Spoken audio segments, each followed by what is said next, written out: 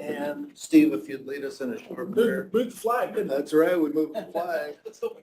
I pledge allegiance to the flag of the United States of America and to the republic for which it stands, one nation, under God, indivisible, with liberty and justice for all. Dear Lord, be with us today as we deliberate the business of the county. Help us, Lord, to keep in mind the best interests of our residents, of our county, Lord. Help us to do things that be pleasing in your eyes. Ask all these things, Lord, in the name of your Son, Jesus Christ. Amen. Amen. Thank you for it. I appreciate it.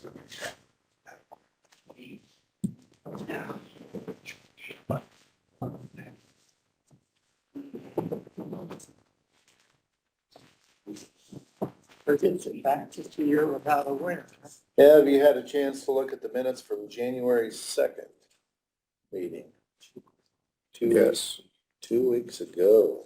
I'll make a motion, we accept the minutes. I'll second. Good. Motion carries. Thank you.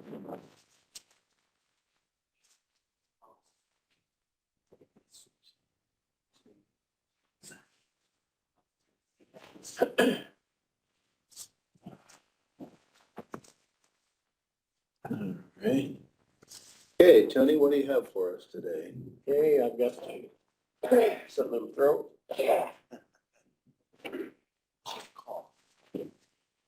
I'll make a motion, we accept. Oh, okay. Allied weekly health insurance claims. Yeah. Something just got sucked into my throat the wrong way. All right, who's got whiskey in it? That would help. Need a cough drop. The first weekly health insurance claim is in the amount of $20,646.37. 646.37. Okay, That one already has your mark on it. This one will not. all right. Any questions on that? If not, I accept the motion to So move. approve that claim. All right, motion carries. Okay, the second weekly health insurance claim is in the amount of $68,268.75. Forgot to read this in the last one. And of that, $21,920.65 is medical. There was a fixed cost of $1575.56. And then RX is $44,772.54, which makes a total of $68,268.75. And I did verify the claimants. All right, That one is not signed. okay. Any questions on that, or you want to look at it? Make a motion, we accept. Second. Okay, motion carries.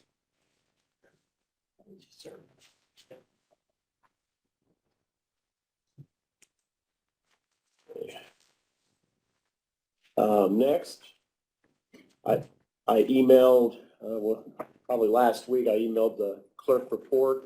I did put one copy of it here in front of Stan if you guys want to look at a physical copy, but it's the monthly clerk report that Shelley Bright brought over, and I scanned it and emailed it to you.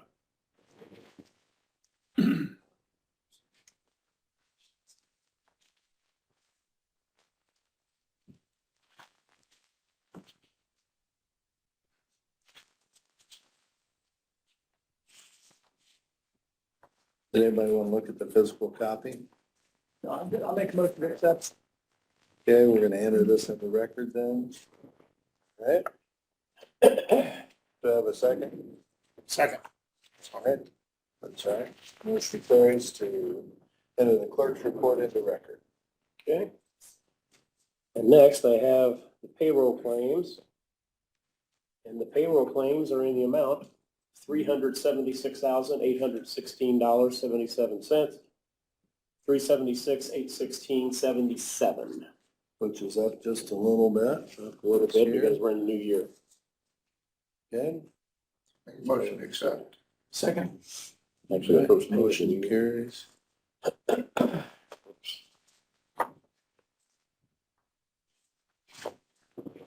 meant to hand that out to you. There it is.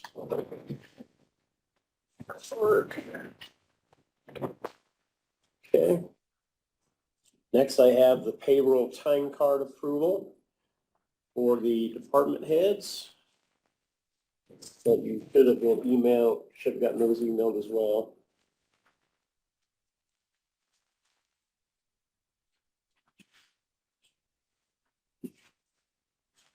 Okay, any questions on the time card approval? Make a motion to accept. Second. All right, motion carries to approve the time cards as presented.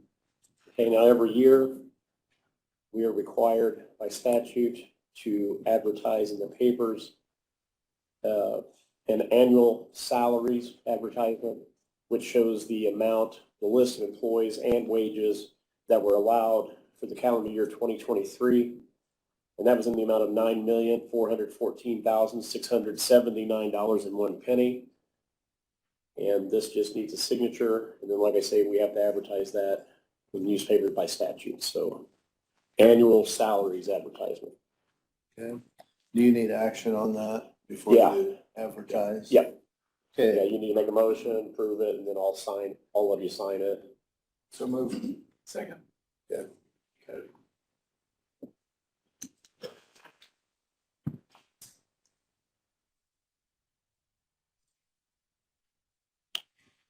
motion carries. Go ahead and advertise for the sake of transparency. I may have to bring up some of the other stuff that I didn't know if Mark or Clayton were willing to do, but I can do them. Appointments and so forth. The sheriff mayor, every year has to provide council and commissioners each with a ledger of receipts, disbursements, and balances in the commissary fund. This is by statute. So all you need to do is make a motion to enter that into the record, and it's here if you all want to look through it. The ledger of receipts, disbursements, and balances for the commissary fund. Okay. And then this gets audited, State Board of Accounts audits that. Okay, did you guys want to look through it? Okay, I think did he send that to us? I think I've seen that. Make a motion to approve. Okay. Second. Okay, motion and second to enter that into a record as presented from the sheriff. Okay. Ed is not going to be here today. He asked if I would present you all with the monthly treasurer's report, which I handed out to you prior to the meeting. So we would just seek approval on entering that into the record. Did you all get a copy of that? Yes. Ed's report? Yeah. Got it? Motion Okay. to approve. Second. Okay, Yes. motion to enter treasurer's monthly report into record as presented. And now we have,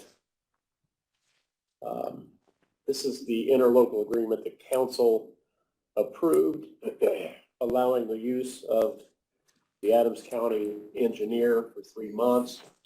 I believe that's $1,500 a month. That the county is reimbursed for allowing Wells County to utilize his services for 3 months. That's per week. Per week. Per week. Is it per week? Okay. And it doesn't go directly to them. No. No, It it comes to the comes to county. the county. Is it per week, Stan? Yes. I quickly just, okay, You know, and I read in the paper last week that it was per month. yeah. But that wasn't right. It said per week the first time, I thought that was a mistake, so I made it per Yeah, month. no, the I think I did the mistake same was thing. when it said that it was going directly to Nate. I thought both were mistakes, but Yeah, it is per week though.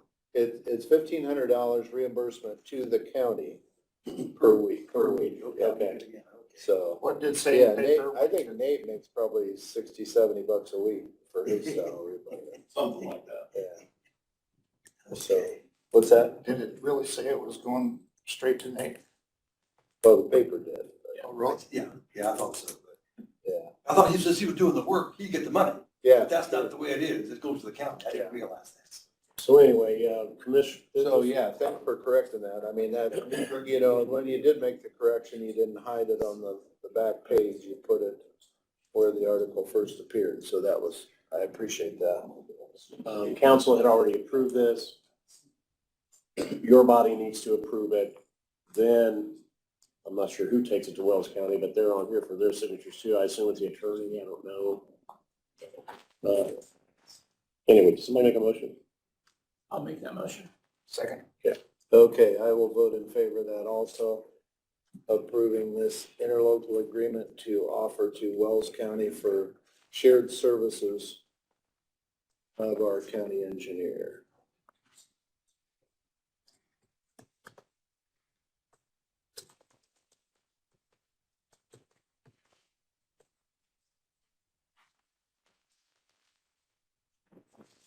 So this is gonna be offered to Wells County Commissioners. You said tonight they have their meeting? Okay, I'm not sure how we, I don't know if they need the original copy of it, if we can see it or, not sure. yeah. Mark's not here to ask. We'll have to figure that out. And I can always scan it and send it over to them, but Yeah, let me call Jeff and see how he wants to do it. okay. It'll need their signatures, and then we'll have to have a copy after they sign it to have for our records too. Sorry about that. I'll just double check, make sure it's set for a week.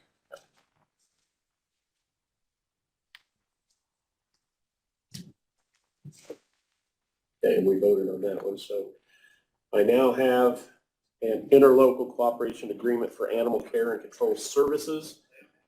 This is with Byrne, and it's in the amount of $6,900 annually. This is the same thing we did for Decatur, but this is Byrne. So moved. Second.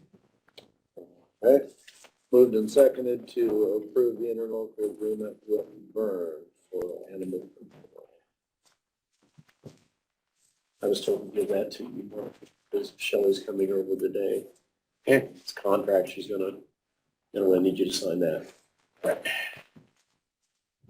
Okay, Or Mark. Hey. so we voted on that one, right? Yes. Okay. Now we have the interlocal cooperation agreement for animal care and control services for the town of Geneva. And that is in the amount of $2,100 annually.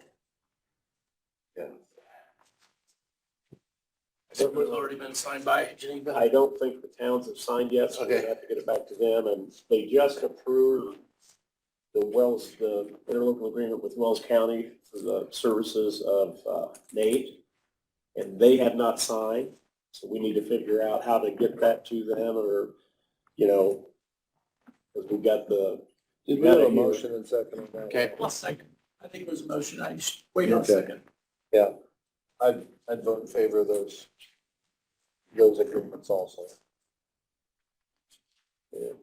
Those just the 1 year, Tony, or they buy a longer time period? 1 year. Just 1 year old. Just so you know, those amounts, because they're different, they're based on a percentage of where the animals were picked up from. Okay, I see. And so that's how those amounts were reached. That's why they're different. So, The interlocal for Nate. It's down there Down at the there. end. All right. I can grab it here in a second. Everybody, I think, has signed except Wells County. Thank you, Steve. Thank you. I got a couple more things, but let me get this out to Mark.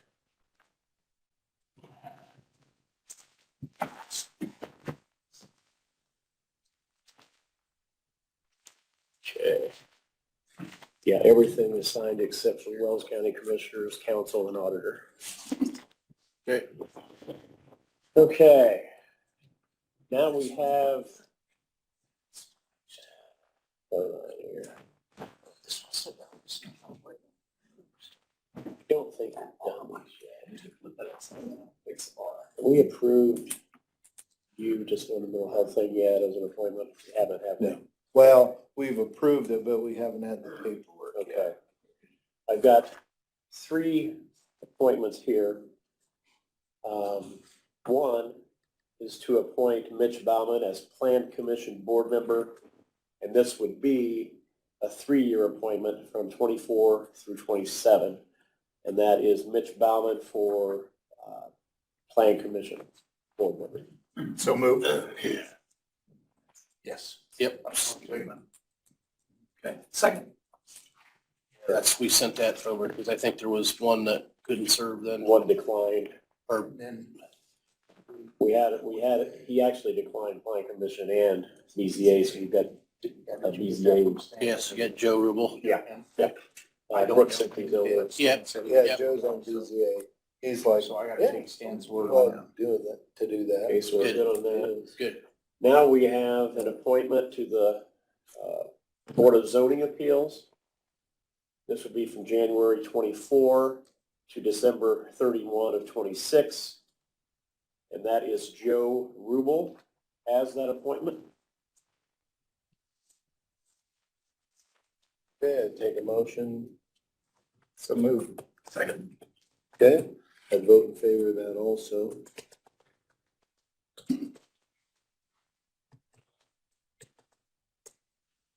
Okay. And then we have, Because they've got a meeting Thursday night, right?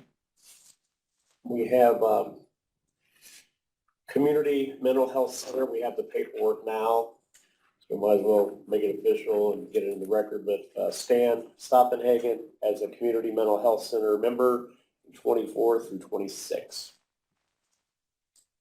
So we'll say two places. Second. Okay. I guess I'll abstain and agree. Or no. Okay. And I'll get those in a little bit, Steve, and I'll take them upstairs.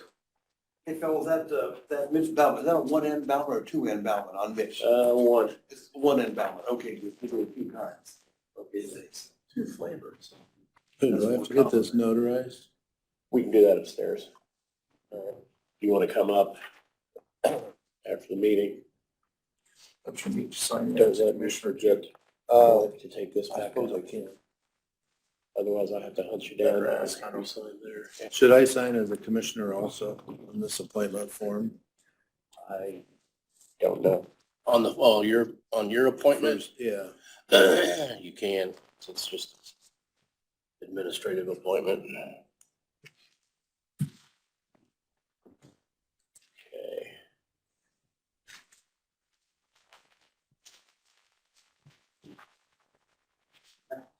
Got it. Thank you, Mark. Yep.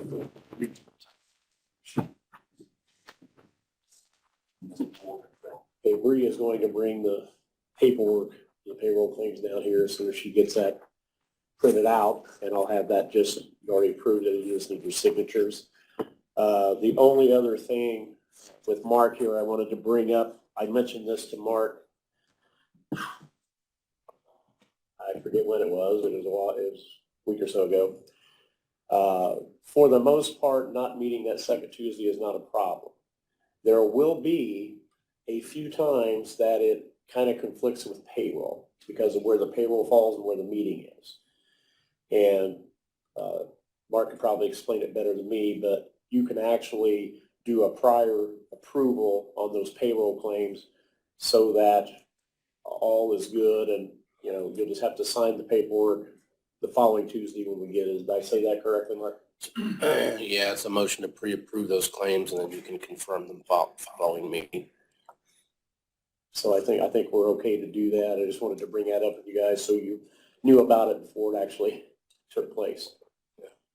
So I think we've actually got a resolution on file, and I'll I look, think we do that too. we did years ago that authorized the payment of payroll and administrative, like utilities, in the event that there wasn't a quorum and the commissioners couldn't do it. There's a resolution on file for that, but I'll double check. That would be for then the second Tuesday in February. So at the first meeting in February, then they would pre-approve the claims for the second Tuesday. But just February, I mean, not just February, but it's not gonna happen every month. There's a few months where it's gonna happen. Yeah. That's why I wanted to give you a heads up on that. I think it might happen, I think once, there might be a conflict with the claims themselves, accounts payable. But I think only one that I'm aware of. But the payroll one will actually happen maybe four or five times. So how do we want to do that with claims? Do we pre-approve that also, or do we want to look at those first and then? I would say you can give prior approval so that they can be paid. Well, you can specify what types of claims, okay? Maybe not all claims, because I think you want to review claims, Yeah. but utilities, payroll, claims in an ordinary course. You know, vendor claims, I don't think you Yeah, want I don't know. to pre-approve those. I don't know if, and I think that only happens once. So if anything, people might get their ACH payment a week later. Which shouldn't be that big a deal because as you remember years ago, it was every 3 weeks anyway. It wasn't 2, it was 3. So we should be okay on that. Yeah, so if we could, so would we have to do another resolution like that? I And just say, want okay, to see what our old one says and maybe we'll update it. so. So Tony, is the claims paid every other week? Is that? Yeah. Is Now there insurance, something magical about that? For instance, could Well, it people could it would- move to the first and third week of the month, and then that would be in concert with our I can, meetings? I can look at that and ask that question. Maybe. I I wouldn't know why not. You know, unless- obviously payroll is gonna get paid every week. Right. We're not messing with that, but claims, I would think maybe we could have some flexibility with. Yeah, I think as long as, the vendors receiving the money don't Yeah, have a problem with it, we should be okay. Brad, would that affect highway at all? At certain times, it might. If we because of change just how that- things fall. I mean, like if your vendors knew that we were going to, instead of every other week, if we went to the first and No, if third. it's still every 2 weeks, that should be all right. Right, I mean, it's effectively every 2 weeks. There's a, Yeah. there's a couple of months there where there's another week that's stuck in there. Yeah. No, I don't think that should make it. Basically, you go from 26 pay cycles per year to 24. So we drop a couple of accounts payable pay cycles. Shouldn't affect anything. Mike, do you have anything that would affect if we change that schedule? As far as I'm concerned, because I could tell the vendors, here's when our pay cycles are. Okay, And I think we smooth everything out. Right now, they're so confused on when they have to have stuff in and when they, you know. Yeah. If we could tell them, here's when the pay cycles are, they're set in granite, I think they would be more than happy. so instead of having to have a schedule, they would just know they would get approved on the first and third Tuesday. Yeah, and- it would just smooth out everything, Yeah, make it much better. okay. And I don't want to speak out of turn. I don't think it's a problem. Yes, no. If there is, Just maybe I'll we're look just into it and checking on it. figure that out. I mean, we have what Mike's talking about. We actually have that now. We have the 2-week claim cycle of when they have to be in and when they're paid. But if we switch it to the first, I mean, I'll look into that and we can. Then you wouldn't need to have that whole cycle printed out for the whole year. It could just be standard. Yeah, I would assume we'd have just as many claims, but we wouldn't have to rush to get them more often or more quickly than we do now. That makes sense. So, I can find that out, or we can ask Bree when she brings down that paperwork. for the payroll. The paperwork she was bringing, is that for these? Yeah. So you want us to wait? It is for, yes, it is for that. This is for 1/17 of 24. Yeah, and you actually already have approved those claims. No, we didn't, because I don't have the paperwork here. We can go ahead and approve that because you have the claims in front of you. You emailed the claims and we have a physical copy here. And those, when I looked through them, I noticed Brooks Construction was quite a bit. That's also almost $1 million. the IT that the council had approved and so forth, and that was a pretty good amount. So there were council on aging, $100,000 that they get every year. So those things added up, and the amount of the claims that you need to approve is $1,807,488.02, $1,807,488.02. It is 02, not a 22, right? O2. Bria's bringing that paperwork now. Any questions on any of the claims that you've seen? No. Okay, now to accept the motion to approve the claims as presented. So move. Second. All right. Motion carries. Okay. Would you need a copy of that? Bria's on the way down now with that paperwork, and you can ask her that question as well. Sick last week, so I'm gonna let you do it. Anything else, Tony? What is next, highway engineer? Well, somehow they've decided that the engineer gets to go before the highway, so I'm not sure how you work that out. I think Angie must have put it that way. Yes. I think engineer is noted first. All right. Nate?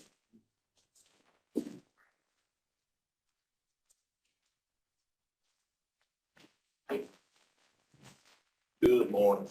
Good morning, Nate. Couple of different items here just for updates for you all. Small structures, culverts. I do have a working list that I've sent over to the surveyor's office. Mike and I were talking in the back about some of the structures and looking at watersheds. The list right now covers approximately 3 years of work. Certainly the third year is a little thin right now, so I'm hoping to get about 16 or so structures done this year and maybe a little bit more depending on the bids that I get for that. I have not advertised those with vendors as far as the small structures yet, but I'm hoping to send that out later this month. And then once I get the structure costs in, then I'm going to go after contractors for installation. I'm working on some drafts for that. Those would all just be quotes. Aggregate would be probably larger, but I'm probably going to break this up among a number of different vendors depending on the location. So we'll just kind of see who gives me the better prices for the install. If you're curious on the actual list of those structures, I can send you that spreadsheet after the meeting. So looks like all of you are interested at least seeing kind of what that 3-year list looks like. So I'll send that off to you here later today. I do have my computer up and running. Thank you to Mike Brown and Ethan Snyder for helping put that together. It's a fantastic workstation. So certainly Good. hoping to get quite a bit done with that.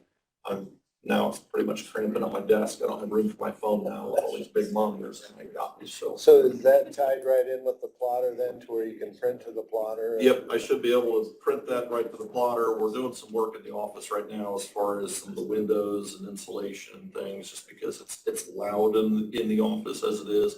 So I know Brad and Paul have got some of the guys working on doing a little bit of interior work right now. We're working on, there's a pass-through window that sits behind the plotter and behind the copy machine. You could never use it. So logistically, it's been there since prior to 2000. So it's been there forever. So it really serves no purpose other than to rattle when people walk. So there's a few adjustments. I wouldn't say come see my office this month. We'll wait a few weeks until my office gets a little modified. But no, thanks to them, and I'll keep working on these. Hopefully we'll be able to make good use of some of the funds for small structures this year.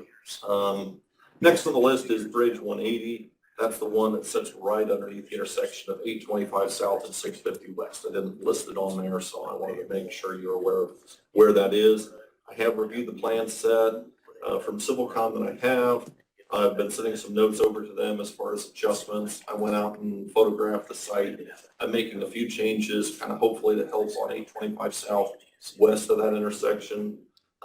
There's some improvements that need to be done there. And I have contacted Brightspeed, which was CenturyLink, which was Sprint, whichever the phone and fiber optic company there. They have an overhead fiber line that goes right over the structure. So for whatever reason, it's buried on one end, goes up on a pole, goes above in the air, and then comes back down the other side. I'm hoping to have that spliced and rerouted temporarily because we can't set the new bridge with that in the way. So I need to get. And that's that bridge that's diagonal across It's the intersection. diagonal, it's the double pipes, it's a dual pipe structure. The plan is to replace that with a concrete, precast concrete arch. CivilCon reps the contact or conspan, so they're working on putting together that plan set. They've been contracted to do the design for us on that board. So I'm working on the utilities. Once I get a better plan for the utilities and a better cost estimate, then I can look at how I want to try to finance and fund that. Based on what I've got right now, I don't think I could do all the small structures in that bridge without doing some transfers. So I'm gonna have to come to you and to council to move some money around within the budget. I think there's money in the budget overall, but it's not in the pots. I need it to do the things that are. So that's not what you're using community crossings? Nope, no, not right now. We've got quite a bit in community crossings just on some of the paving, which actually leads right into what I'm gonna ask about next, is I am requesting your approval of the financial commitment letter for community crossings. This is a requirement of the grant application. Once I have this, I can finalize the application with the state. The entire grant eligibility is actually used up for 2024 with these two of three phases that we've got for HMA or hot mix asphalt overlay. The two sections that we're looking at are for County Road 500 West, and that's between State Road 218 and 124. So you got a 6-mile stretch there, all one long run. And then a 2-mile section of County Road 350 East between 700 South and 900 South. And that uses our entire community crossings eligibility. So that would get us about $1.5 million in funding. And our local obligation for that 8-mile section would be about $750,000. There is one more mile that Brad and Paul are looking at, but we wouldn't be able to get grant funds on that since we're over our max. So I'm not going to include that in the grant because it's just more paperwork from the state. So I'm just going to leave that out. So would that be like something, like for our side of the match out of local roads and streets or Cume Bridge or MVH? Yep. Right now in the funding letter, I have it listed as a highway wheel tax. I had checked with the bookkeepers to make sure that where they were planning on funding that from. That's why that says that there. If you want to change where you want to fund that, you can certainly do that, but I probably would want to document that for the auditor's office, because usually what they'll do is they'll want to make sure that the funding commitment letter matches the source, certainly when they set up the account.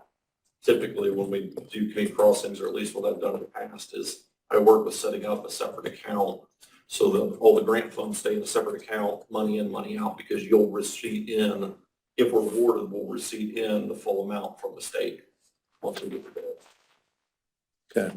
So, Very good. So, any questions on that? Otherwise, I'd accept a motion to approve our letter of commitment. Make that motion. Second. Okay, I vote in favor of that also. and as I'm trying to point out here in the notes, Brad and I do have a plan for 2025 and beyond. Certainly that will vary depending on the progress on a couple of these projects. We'll just kind of see where they're at. So, that's a 2-to-1 match, right? 75-25. 75-25. So, My math isn't very good. Because I was thinking for counties less than 30,000, they were doing or less than 50. Oh, less than 50,000, Yep. that's right, yeah. So we're good for a few years at least. Yeah. Okay. So, but yeah, and we're not getting a perfect 75-25 in this because one project is over that amount, but that also helps us out as far as we know we're going to max the grant out. So Yeah. it's actually kind of convenient from that standpoint. So, and then lastly on this, just as far as the ERC or the employee and responsible charge, I should have full access to our projects at this point. We've done some of our paperwork with the state. If something comes up, Brad and I'll work together to make sure that gets addressed, but I'm now should be listed as your contact for the 2 copies of our countywide bridge inspection. So, Okay. but Should have access on those, and I think Brad is planning on keeping his ERC certification. It just backs us both up because we can both look at that or sign claims if I'm, heaven forbid, I get vacation time built up and I'm gone, and I'm still be able to fill some of that paperwork. out for What me. is involved with keeping that certification? Is it continuing ed or is it financial? Just a renewal basically every Okay, It's just essentially about a 4 hour. year. Yeah, about 4 hours. Sit there at the computer and you can, just a refresher. all right. First time was a little bit more than that, but the renewals aren't so bad. So, and it's good to have somebody, trained in it. So, all right. Any other questions for me? Anything else? All right. Excellent. Thanks. Thank you. And sorry about putting the letter in wrong for you. all right. I put Steve's last name in wrong on my first draft, but we got that all straight. Thank you. Thank you. All right.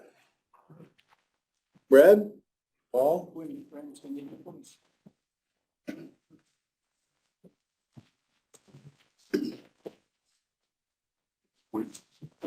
Good morning.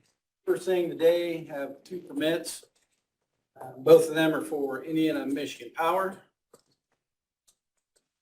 The first one is on County Road 200 North between 250 East and 300 East, replacing a pole. The second one is on 300 East between 200 North and 250 North, and they're replacing 3 poles. And just like normal, we went out, and one of us always goes out and checks and looks. Can I ask a stupid question? Sure. Is I&M the same as AEP? Yes. So I think their you name right now is they're- I&M. So there's no difference, they're just completely interchangeable? Yeah. All right. Yep. I was just, I hear both and I didn't know. I think it's been kind of like the CenturyLink, Brightspeed, all that. Okay, They have one name and then they change it, so. kind of like Steve and Steve. All right, I'd take a motion to approve both permits. Second. Okay, motion carried. And so while you guys are signing that, just a couple things, I received the state's going back into their legislative session and there's House bills that came up. And I just happened to breeze through them. Just to let you know, there are a couple, I'm gonna be keeping my eye on. And I don't know if you guys have already seen them. One's about road funding because they're talking about going from your lane miles to miles traveled. And I honestly don't know if that would affect us or will affect us. I don't know.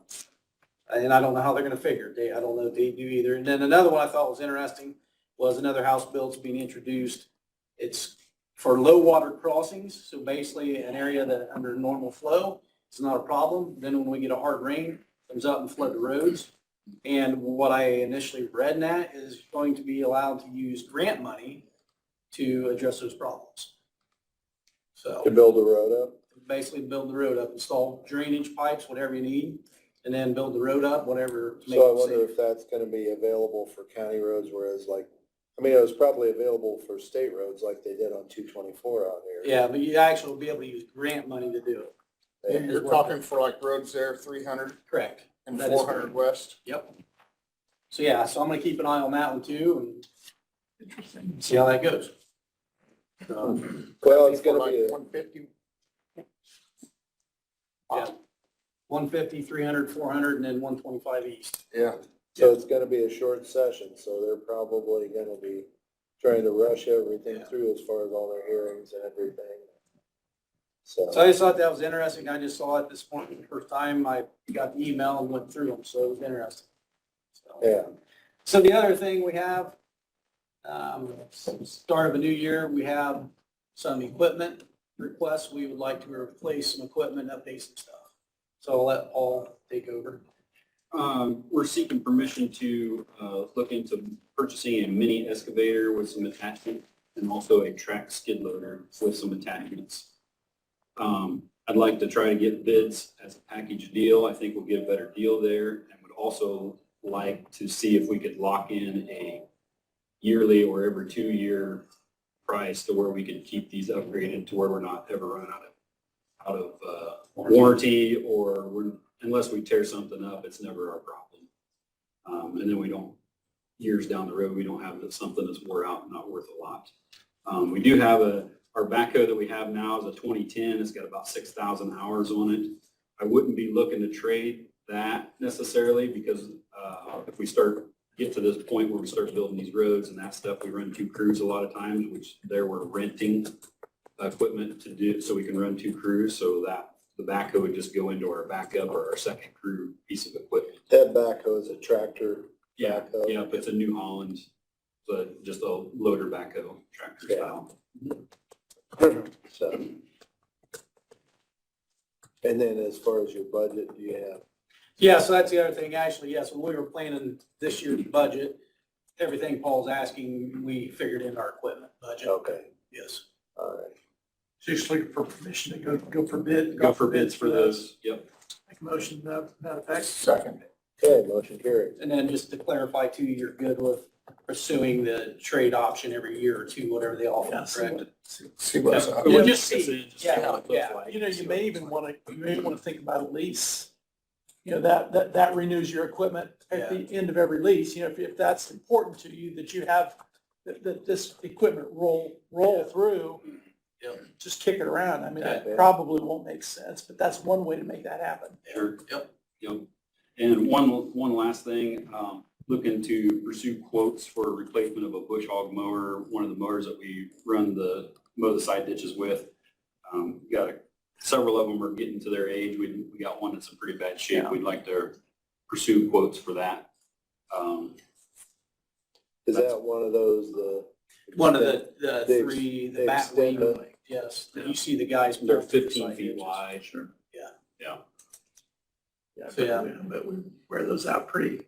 It's pretty rough going up and out of the ditches with them. I mean, a farmer can make one last basically a long Yeah, time, but. pull it around a wheat field a long time. Right.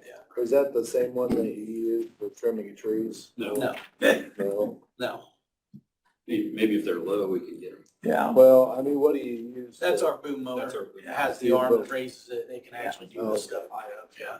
Gotcha. Yeah. Trust me, dude. Take half of it off. I'll make a motion that you can, Chase down new yeah, mower. chase down the motor. I'll second that. But yeah, like Steve said, that makes a lot of sense though, if you want to look at leases instead of purchasing. And a couple of the companies do offer the trade every year or two for a set Yeah, amount. I'd never heard of that. That's an interesting concept. You keep a, Okay. newer piece of equipment and it's never out of warranty. We might, yeah, So, might and a lot of the compare warranties. that concept to a lease concept and see what. Yeah. A lot of warranties go 2 years on style equipment like this. So if you trade every year, then they got a lightly used piece of equipment, still got a year's worth of warranty. So it's worth something to them as resale Yeah. value. So they can lock in, we'll trade you every year for X amount of dollars till the end of time, basically. And my question to them was, well, if we do that, you know, the new equipment's always going to go up. I said, well, when the new equipment goes up, the used equipment value also goes with Okay. it. So they feel pretty So confident the about difference locking is, something like that in. difference stays constant, huh? Yeah. So. Yeah. Interesting. All All right, other than that, Good, well, we'll see how the bids come back. That'll be nice Yeah. to see a comparison on lease versus purchase. yep. All right, that's all we got. Thanks, guys. Thank You guys have to go out yet? No, Solve any intersections or Nope. anything? We pre-treated before the storm, and it's holding up pretty good for us. And Yeah. I see Rick's carrying a torch around in case you need to fall something out. yep, and with the. Does that wind, pre-treat work down to a certain temperature? Yeah, since we use the boost on with the salt sand, it'll go down to 15 or 20 below Really? if we get some sunshine. So it works pretty good, and I'm trying to keep the trucks in with it being so cold, because you got a diesel truck out in the cold, you're just asking for trouble. So Yeah. we try not to if we don't have Yeah, to. good. Good deal. Thank you. All right, thank you. Hey, Stan, those last votes, you booked up on the last 2 votes on that altar or not? You. Yeah, that'd be fine, yeah. We done. Yeah. The last. Okay, Rick, did you have anything for us? Light us up. See, now you got out this morning, even if they didn't. I'm sure you was out on the sidewalks. I'm having some difficulty with the steps at the courthouse. The- Heated. East steps, Yeah, last Thursday, I spent the majority of the day, we changed out a pump, put a big one on it for the volume on the east side. And the east side had a bigger one on it versus the west side. So I got a new one for the east side and put the one on the east side on the west side. And it was, put the brand new pump on, it didn't work. Brand new. So we had to order another one out of Chicago and it came Friday. Had it installed, it's working. But this morning when I go over there, that's what the torch is all about. The boiler isn't staying lit, so I think I gotta put a new thermocoupler on it. And sometime we're gonna have to replace that boiler, which I'll put that in the plan. So that's what's going on with the steps. Hopefully I can get that done. I think there's more snow Thursday, Friday. Possibly. well, once you turn that on, does it take a while for it to thaw the steps? It'll take a little bit because of how cold it is. You know, that's why I wanted to hurry up and get it done before all this bad weather, this coldness came in. Only that the boiler's out. But there's not a ton of people use the east steps anymore. though. No, just our chosen few employees. Now, the public, can go out that door, Right, so, but no, I think there's a lot, but is it something to where if that's not working, we need to just put a sign on the door and say you use the west? well, that's something I wanted to ask you. I'm hopeful of getting it working, but we may have to. Yeah, We already you said have it's some. working now though, right? Well, the boiler's lit. On here, I'm gonna go over there and see if it's still burning, lit. If you didn't have that, what would we do? If we didn't have heated steps there, what would the solution be? We're just out there shoveling and salting. That's what we're doing. Like we blew it off this morning and And I used those west steps this morning and they were fine, but yeah, we blew them all off. yeah, they were good. They were Yeah. better than fine. They were It good. was that fluffy. Thank you. It was that fluffy, snow this morning. But if it's wet, otherwise it'll just keep it melted off. The only reason I asked, Rick, is it seems like that system is very, very maintenance heavy. Yeah, it is. Probably has been forever. I've not been around yet, but it feels to me like that's something that would just be a maintenance nightmare year after year after year. And my question is it worth the work?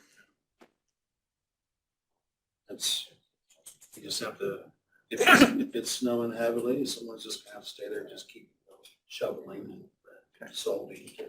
Well, again, maybe it's not that big a deal, and we just replace the pump, and obviously it's great if we can provide, those steps would be treacherous if they were icy.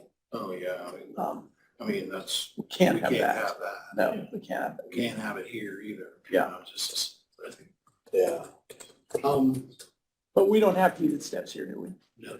Okay, so I guess that's a little bit my, Many, but that's my, my question is it, do we keep fighting the battle with it? Or do we just give up and do the same thing over there we do here?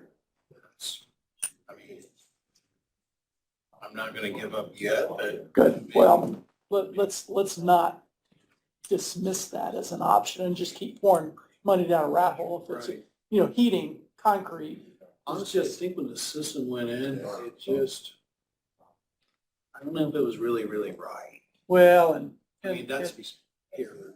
Those, that, I've not seen a lot of that, but my guess is that those systems don't work very well anywhere. Just because of the complexity and what It's you're trying to just- do there. how much does a new pump cost? The one I put in there was $3,000. Yeah. I just don't want to, Money good, keep it. I just want you to help us think through that, make it make sense. Especially when it's snow this year. Yeah. Here's what I got here. See what you guys want me to do with this one. This can be all over. I got this email Friday, And it wasn't really that cold yet. Obviously, it was raining. That's what we discussed earlier. Yes, sir. Great. Thank you.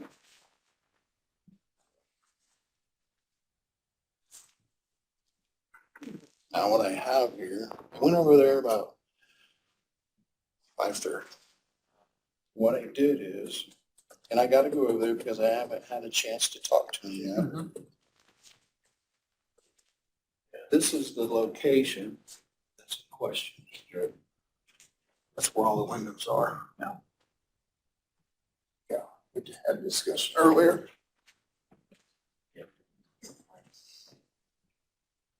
So it's a corner. Yeah, it's on the west side, south side of the building, Southwest. right there in that corner. Okay? And what I did is the thermostat in that area, this is what it read this morning because it's turned up, obviously. How close is that thermostat? You know, it's pretty warm in there. But you're sitting in them bank of windows. Right. Yeah, so even if the air temperature is warm enough, you're right next to. You're right to that. Now, Yeah. you see the request, do you guys, you want me to get somebody in and cover that all in, or? What kind of shape are the windows in? Are they needing replaced or? They're insulated windows. They're insulated. Okay. It's- Sealed though, or is there an issue with sealing around the windows? You know, when I looked over there, I mean, I didn't, of course, the wind is late, Yeah, but then it was probably blowing Friday and rain out, but what was it Friday? 50, 40s? yeah. But anyway, I need to go over there and see him and Yeah. invest it. I just want you to be aware of it. Did we have this problem last winter? We have a problem when it's 50 or 60 and it's all over. I mean, all three buildings. I didn't, it's the first I've heard of it. But I think that just got occupied. There's a rotation of seating in that office. Makes me wonder if it's just the windows or if it's the wall. I mean, that's a solid brick wall that they're sitting next to.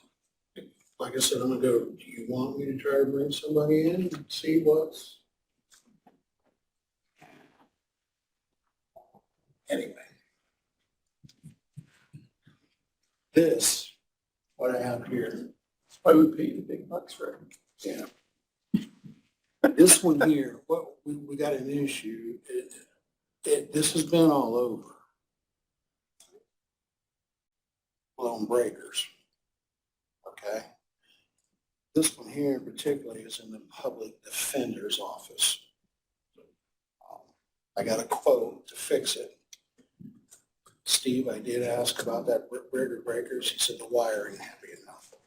The wire's not heavy enough just to change out the breaker. Coming into the breaker box? Probably going from the breaker box out to the outlets or wherever what's causing the problem? Well, there's just so much stuff on in there. Okay. There's floor heaters, Yeah, that's There's your, coffee that's pots. your issue. there's microwave, That's your issue. there's refrigeration. That's probably all on a 14 gauge wall. So, So that's the quote. To fix it with all those items.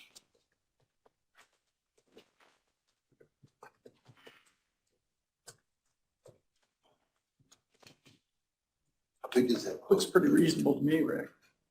3,000. Now, when you're looking at that, I want you to consider this too. That's not the only office. I can have battled my whole career.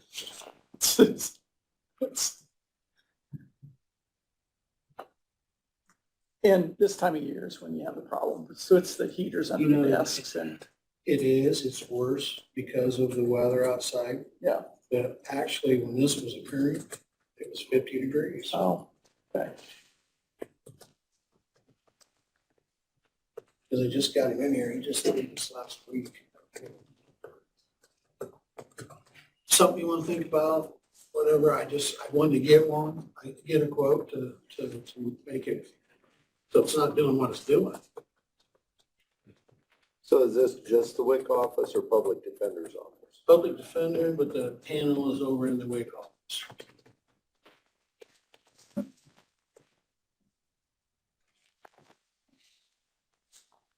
I wonder if that was not evidently rewired when they moved the office down there. Well, I think they did because they built a couple of walls in there, but Who was the electrician then? I'll ask Gene if he did it, but I'm not He sure. didn't do it. I don't think he did. No, he didn't. I know. I Yeah, don't think he. I wasn't over that then, I don't. well, I suppose it's prudent to take care of this problem, and then if we have to address it in other offices that have additional usage, we may have to do that. Well, there's a cheaper solution. Tell them to rearrange the office. I mean, that stuff's gotta go. Yeah. Yeah, they got microwave and everything else, and they're not using the breaker. Well, microwave should have its own circuit completely anyway. Yes, they got it in there, but it's a couple about the heaters. And then what happens is when it flips the breaker, the computers are out.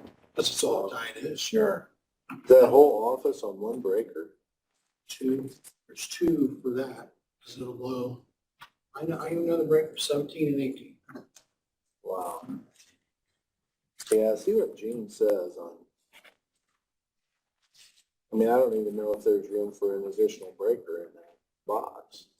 I think there's 2 slots. I mean, even if he had to, And that's another thing too, I don't know about the other rooms. There may not be no more room in them.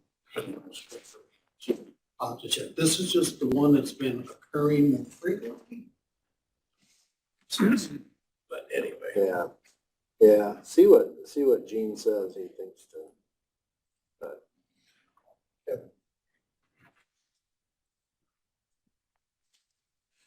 I don't know, I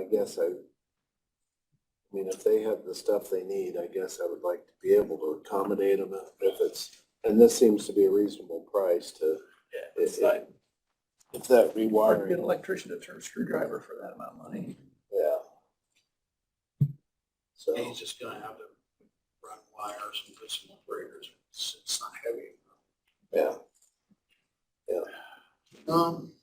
What do you think, Steve?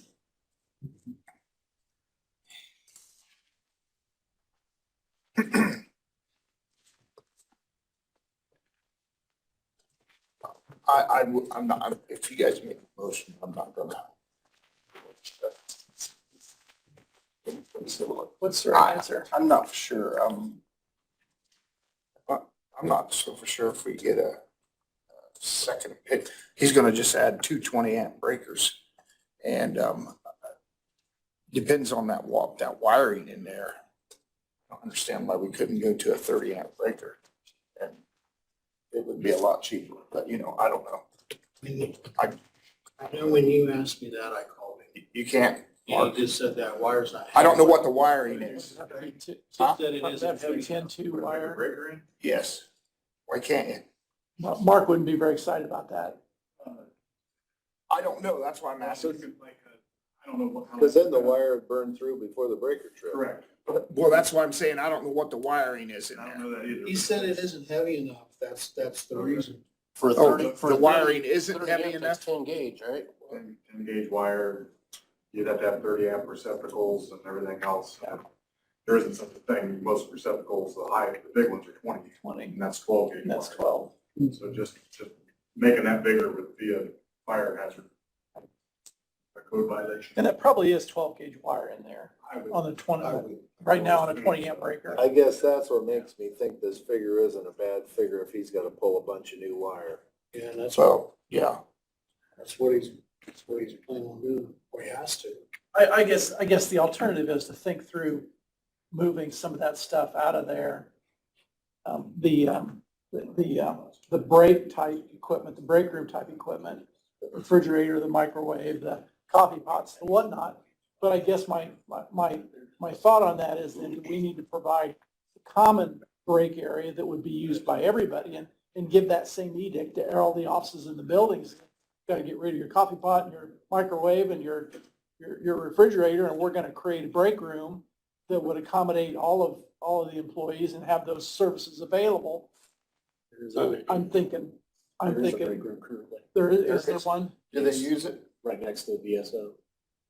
There's not a lot of use in there. Not a lot of people use it. I don't know why, for what reason, but it's been up there for a while. A little bit of refrigeration, I think maybe a microwave, maybe a little bit. There's a fridge, a microwave, and a coffee pot in there. I do know this, we're not blowing breakers in Well, I think the microwave is the one that's supposed to be on its own circuit, so that's probably what's there. And the causing. heaters. The heaters are on. The heaters are an issue. Send heaters under the desk. Why, yeah. I don't know what the right answer is. I know I don't either. that I just, the places where I work, those kind of things weren't allowed in individual offices just because of that problem.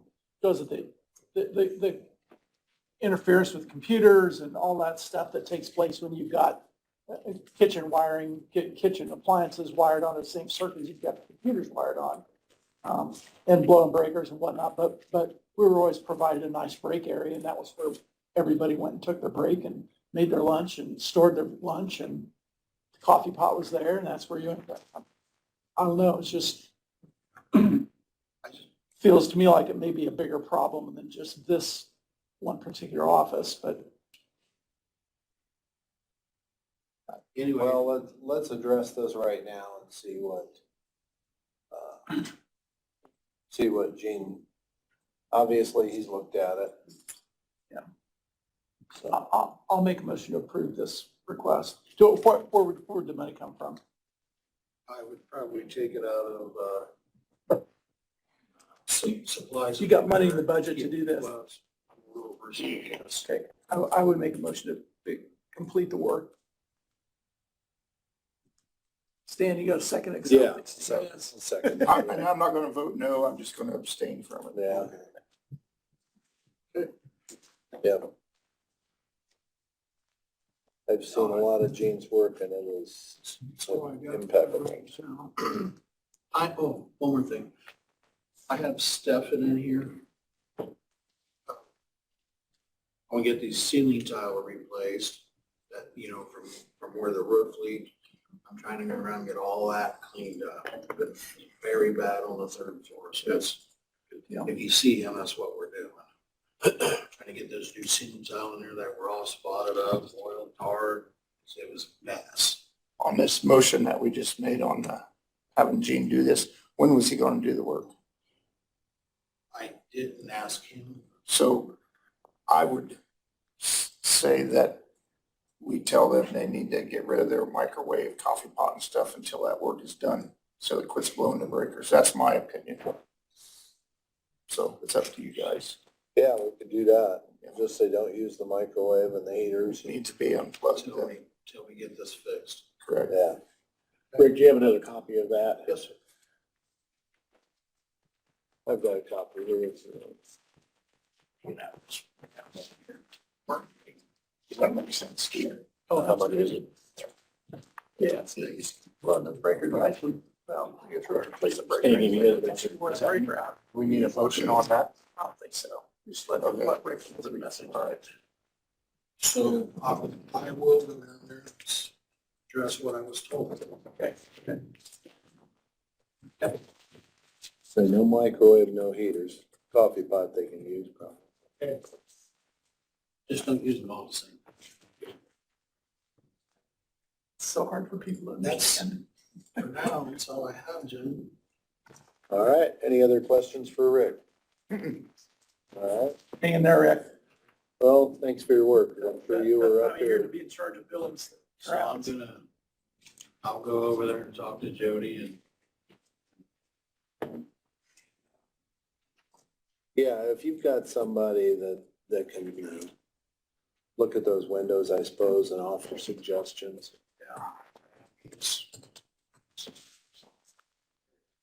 But if you're sitting in the corner that's all full of windows and the wind is coming out of the southwest, yeah. Well, it's hot in summer too. It's just hard. It's tough. It's one, maybe there's a different location. Yeah. All right. Thanks, Rick. All right, no treasurer here today. Shelley? See, I guess that's the problem. I fix that myself. I know, me too. All right. Yeah, and I can string the wire myself. Good morning. Morning. How are you? Oh, all right. Good. I thought about covering that contract first, the CSI contract we always renew every year. That is our old system that we still kind of periodically get on to check files that wasn't transferred over to Odyssey, or it just makes it more convenient. So it's up again. So you can still access those? Still access that. So I was wondering if I've got your approval. Yeah, I've looked it over. It's 1 year. It's $4,000 for the year. It does provide that acknowledgement by CSI that the court records and data are the property of the court, the clerk of the circuit court of the county. So we want to make sure that they acknowledge that that's our data. But this is the software we have to have in order to access that data that didn't convert. And I can tell you there's some important data there that if you can't find it, can create claims. I'm trying to remember, I think list pendants notices from other jurisdictions of foreign judgments, and there's some stuff in there that didn't convert. And I know there were a couple things that came up where we caught that stuff got missed, and that's not good. Who is it that we've got now? It's, we converted over to the state system, right? Yeah, the Odyssey system. Odyssey. Yeah. Are they working on anything to, They won't touch anything with CSI since that conversion was in 2019, I believe. well, they converted all of our other CSI data, but this didn't. It seems to me that they I ought to, think Jamie would be a better fit for this because she's constantly periodically having to go into CSI to pull up documents that didn't get transferred over, converted over to Odyssey. So that's why she likes to have that open. Plus, it has some financial stuff to it that I know that I have had to go in and check certain things that was pre-Odyssey, and as far as 30 years ago, something that was in CSI, and I was able to take that information from there and utilize it. Hopefully someday we'll be up to a point where we'll be able to have our record in one area. And that's what I'd like to go for, but still with this, we still kind of need to. You think it's stuff that they couldn't convert or just didn't want to? it doesn't make sense to me. I don't know, Mike. They couldn't convert They could. They it. They couldn't? couldn't convert it, not all of the stuff that they have. And they don't have available fields over to the fields that are in the stuff. Don't mesh up. Another issue, those servers that those belong to are gonna have to be updated, which is not a big deal. It's just labor, but that you can't access operating systems too old. So they need to be brought up on different servers and probably have to software updated. Paying for the maintenance, it's just a matter of trying to get it updated and installed on newer versions of Windows servers. Is there ever an end? Yeah, last week, well, yesterday and over the weekend, I was patching servers. Now, there's no patches available for them, so there are security issues. Is there ever an end date to this issue? Never. It's gonna go on until eternity, patching and getting things updated. You know, we might want to try to identify specifically the data that can't be converted and see, because certain judgments after a period of 6 years, they're void anyway. So some of that data might age out so that we wouldn't need it. It's just that for title searchers and stuff like that, if there's like, say, somebody comes in and wants to, get a mortgage or whatever, and their judgment still shows, but say, whatever, sometimes this stuff, I kind of reissue things when I took off, well, even before I took office, that if a plaintiff didn't file a release, we expedite that a little more so now than in previous years before me.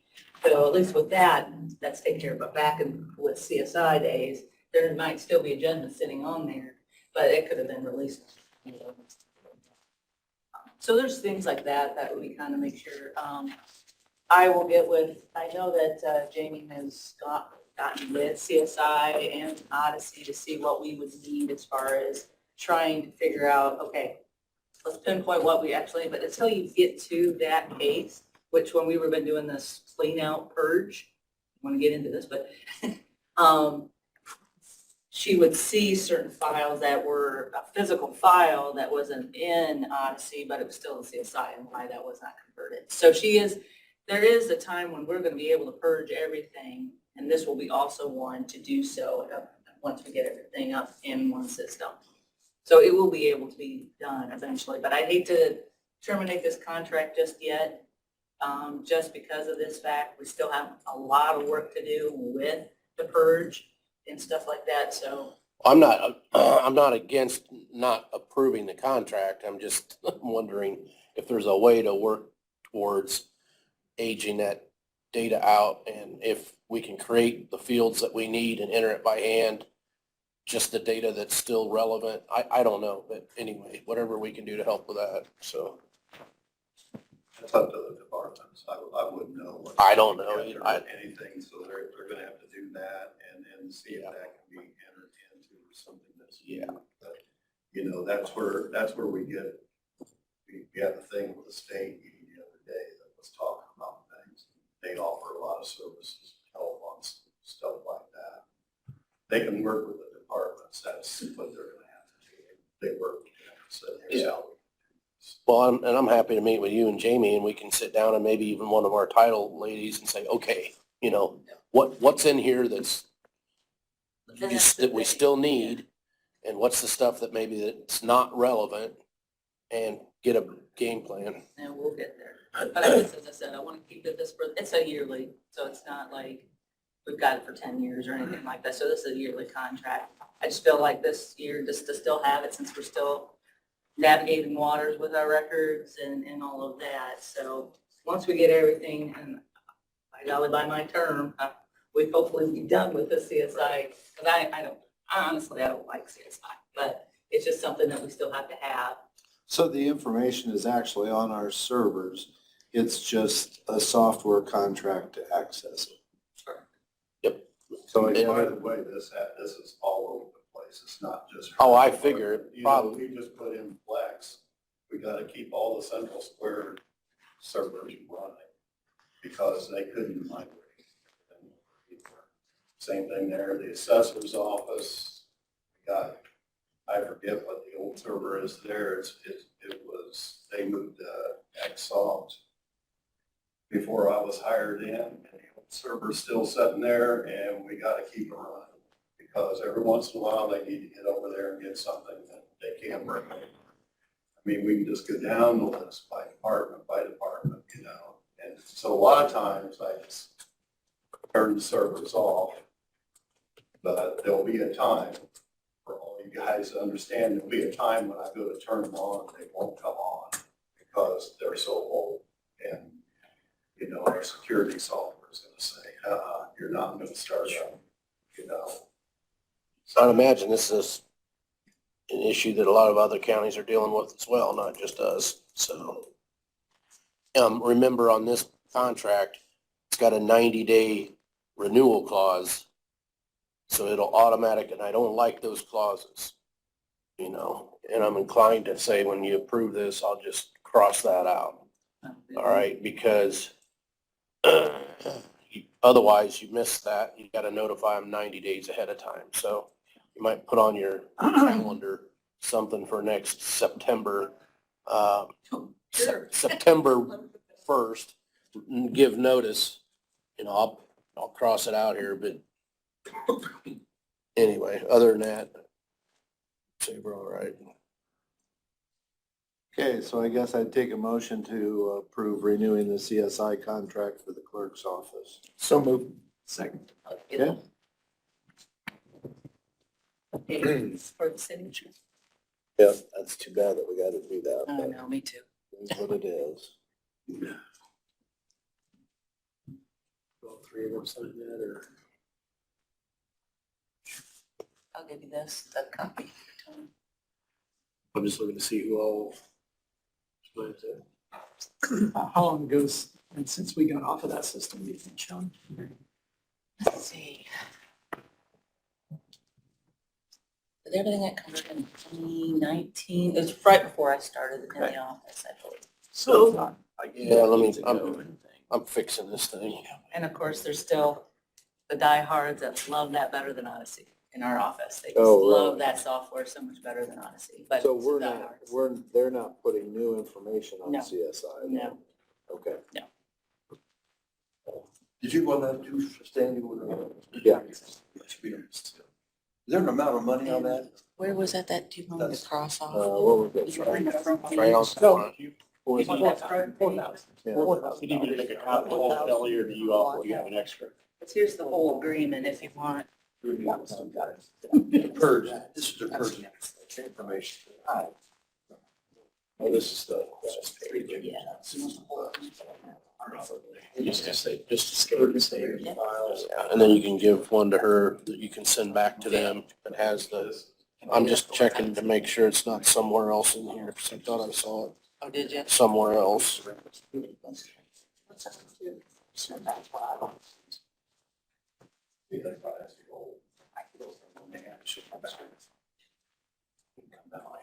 This building. That information here,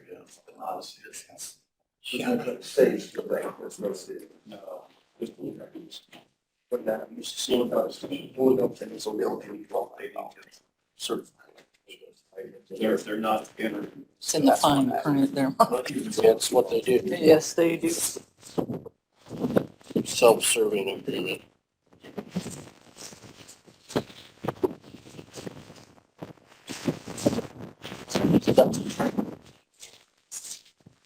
All right, so it looks like,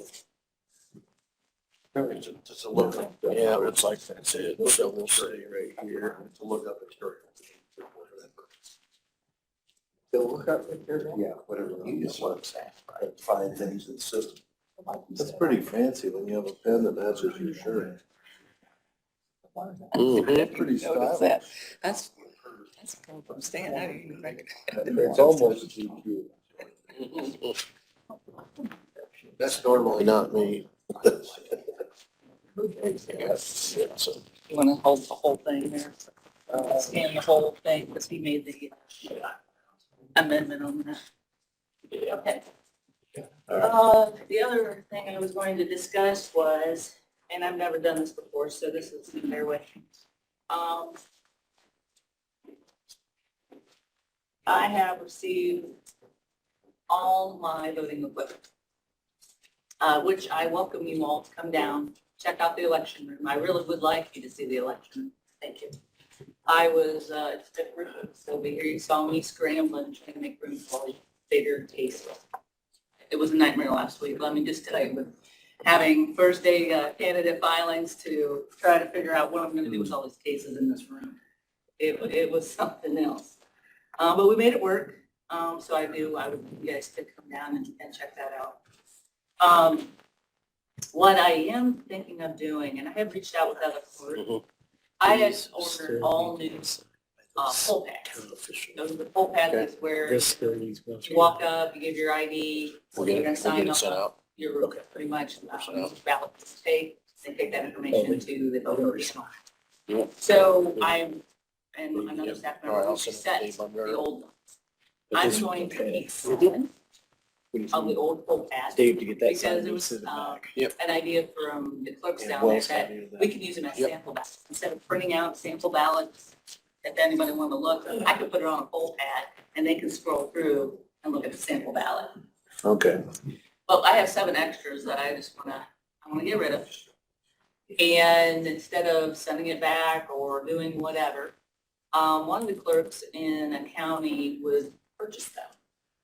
I would have 7, I would, pick up So and do fit. they have value to sell them then, apparently? Well, I looked online, how to get a guesstimate of how much an old pole pad would be. It's like $20 a pop, maybe. So I thought if I could do that with your permission, I could sell them for $20 a pop to this county. They don't have any of our information on them at all, do they? No, that's why I said I'd factory reset those. You know Okay. how you do your phone, you get a new phone, you have to factory reset if you're getting rid of it or replacing your phone, you're sending it back. Yeah. Yeah, I've done that. So I've done that. So they're all reset. There's nothing in there that specifies any of the information that we had on there previously.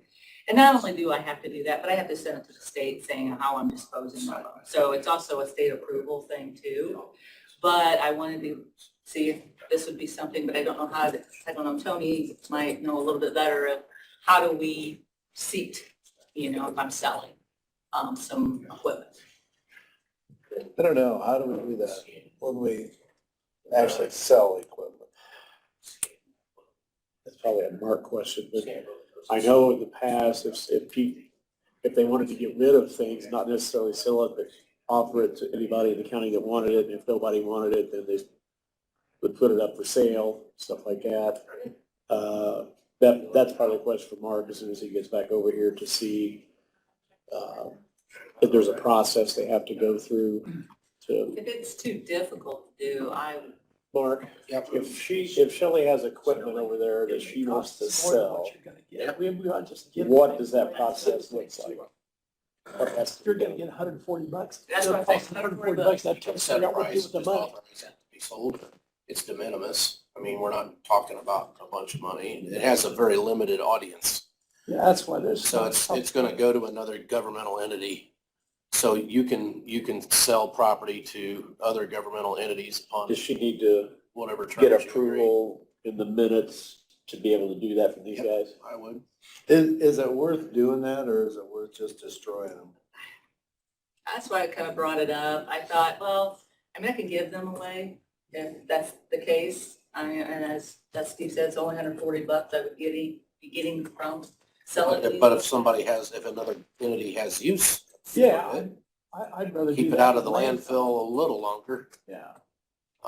You set a minimum price and authorize her to offer that to any other municipal or governmental entity that wants to utilize it and dispose of it. What's the operating system? Apple. Apple, so. Yeah. Yeah, this phone should reset, there's a reset function. It goes back to the factory settings on Apple stuff. If it was Windows stuff, then we would have our enterprise licensing put on it. So the first thing we have to do is just blow everything out of it. Sure. So that they wouldn't, because that's not an operating system that they own, so we have to give them a PC with no operating system, which is useless. It comes up with a cursor flashing and that's it. So, All right, well, I'd be in favor of you disposing of them, providing for the security of wiping them clean. Other than that, I would leave it up to you if they're a sellable item or if they're just something that you would like to just find a new home for to get them out of your way. So whatever you think. To your discretion. You want to make a motion on that? I'll make that much. Second. Okay. All right. I think that's it. It's just easy. Oh, and just update, there was cases, and I don't know if you've ever seen the little cases that were where my, they're called VV-PATs, which is the verified voter print. And actually, anytime you would go to a panel, there'd be this box and you would see your votes on this, which every machine has to have according to our new statute. So they were all in these little cases. So I had already, you should see, that was another thing I was cleaning out last week. Gave some to the sheriff's department, gave some to Cater PD. So the new Gave some to- machines won't use those? No. I only kept a few in my own office, clerk's office, because if we ever have to move, a VV-PAT. So I just want to make a mention, I didn't, get rid of cases and kind of donated them Good. to the appropriate, So just the cases, not Just the the, cases. not the path or whatever. just a little case. There actually would be good for, and a lot of people had said for like, guns and ammunition, Yeah. stuff like that. So that law enforcement agencies I thought was perfect. So they're a lockable case.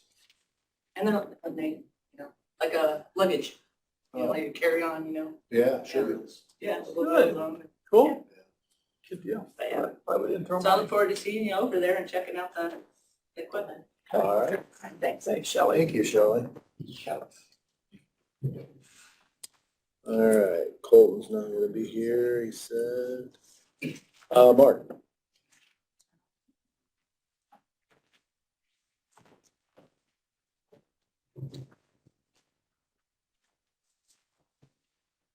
Stretch.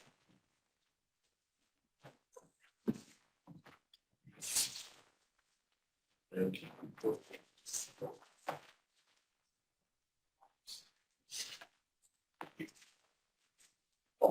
Give one to Jim too, that's right. Hey, thank you.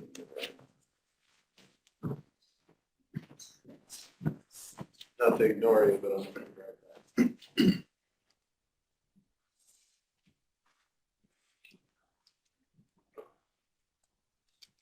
We did top that 500, didn't we? First time ever, that I can find.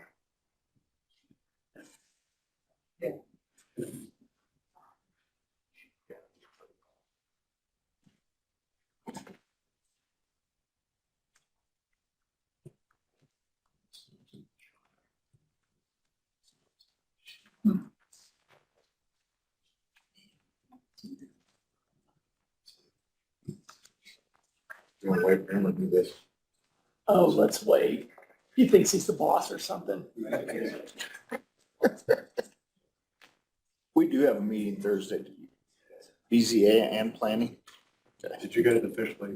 Yes, we got that BZA. Did you get the information on who we appointed for BZA? I heard that one was maybe Walter again, so I said, no.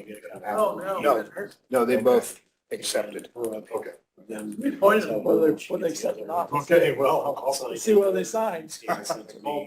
Which one, what are we talking about? The animal control. Oh, yeah. I think the only one- Bar. I gave him Clayton, I'll get it signed. I don't know. Well, I guess the I interlocal. just closed my computer. We're sending that over to. Oh, you got yours open? I do, but I saw it. I thought it was Figure out, Larry. we gotta work out how it's gonna be standard.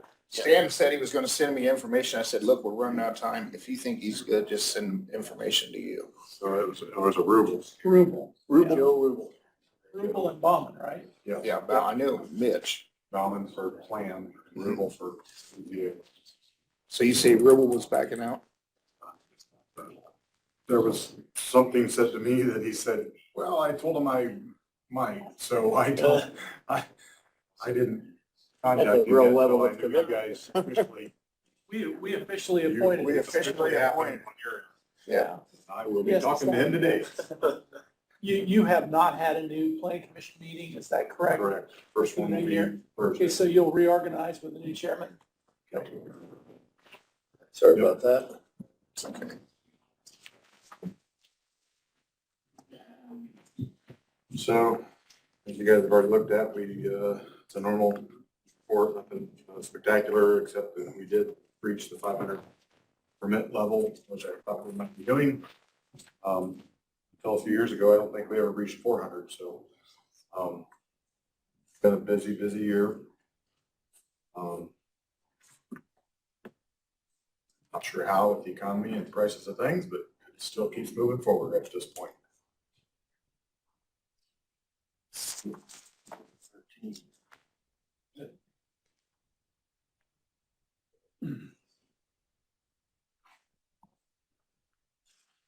Make a motion to put this on the record. Second.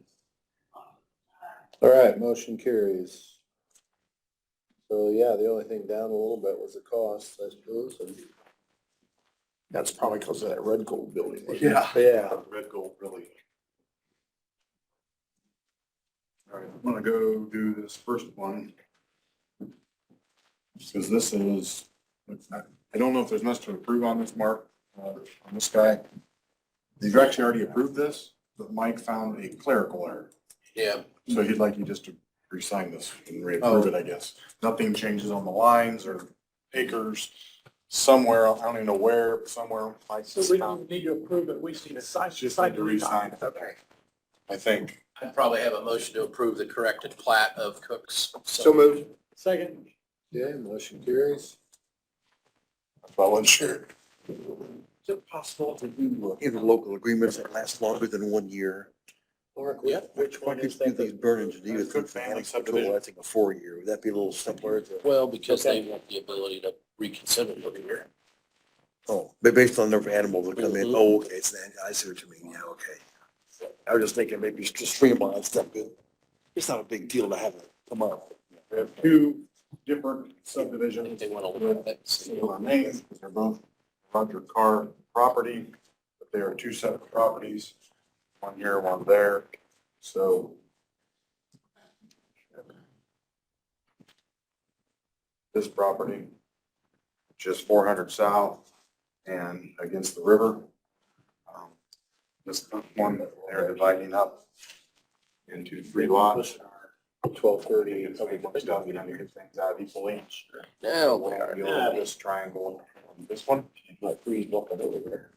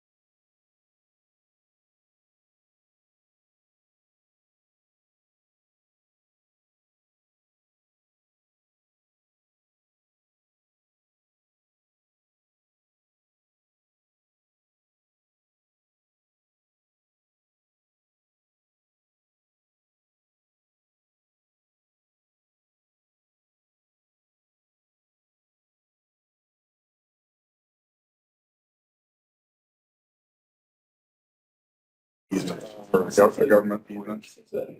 access is here, Yep. is that right? Okay. Yep. 30 foot for that one, 30 foot for this one. Okay. And this one's obviously on the road.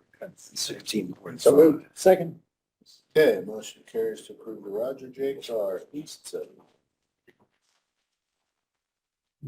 This is conservative. Is that McKinney Land Surveying? Is that what? Yes. I forget where he actually lives. Keystone it says. So he was in, Brett Miller's office for a while. Okay. I know the name sounded familiar.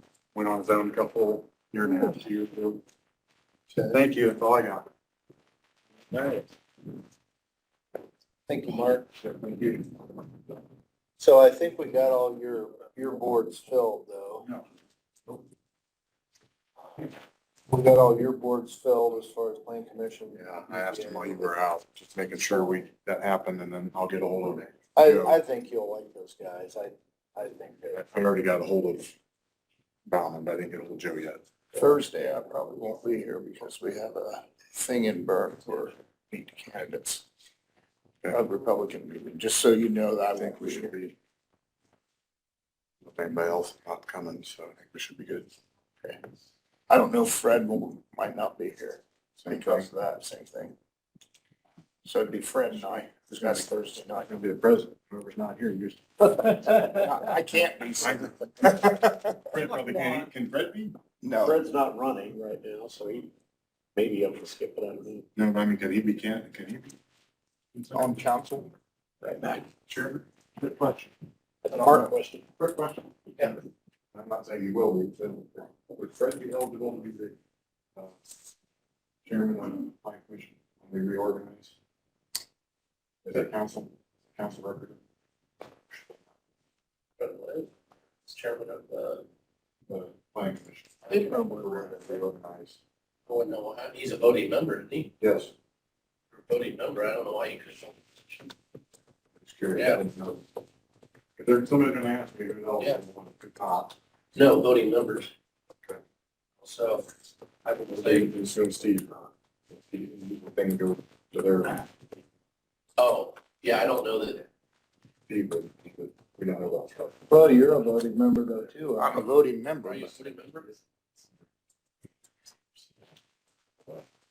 Never had that asked before, 'cause we haven't changed in 10 years. Can you get a once a meeting?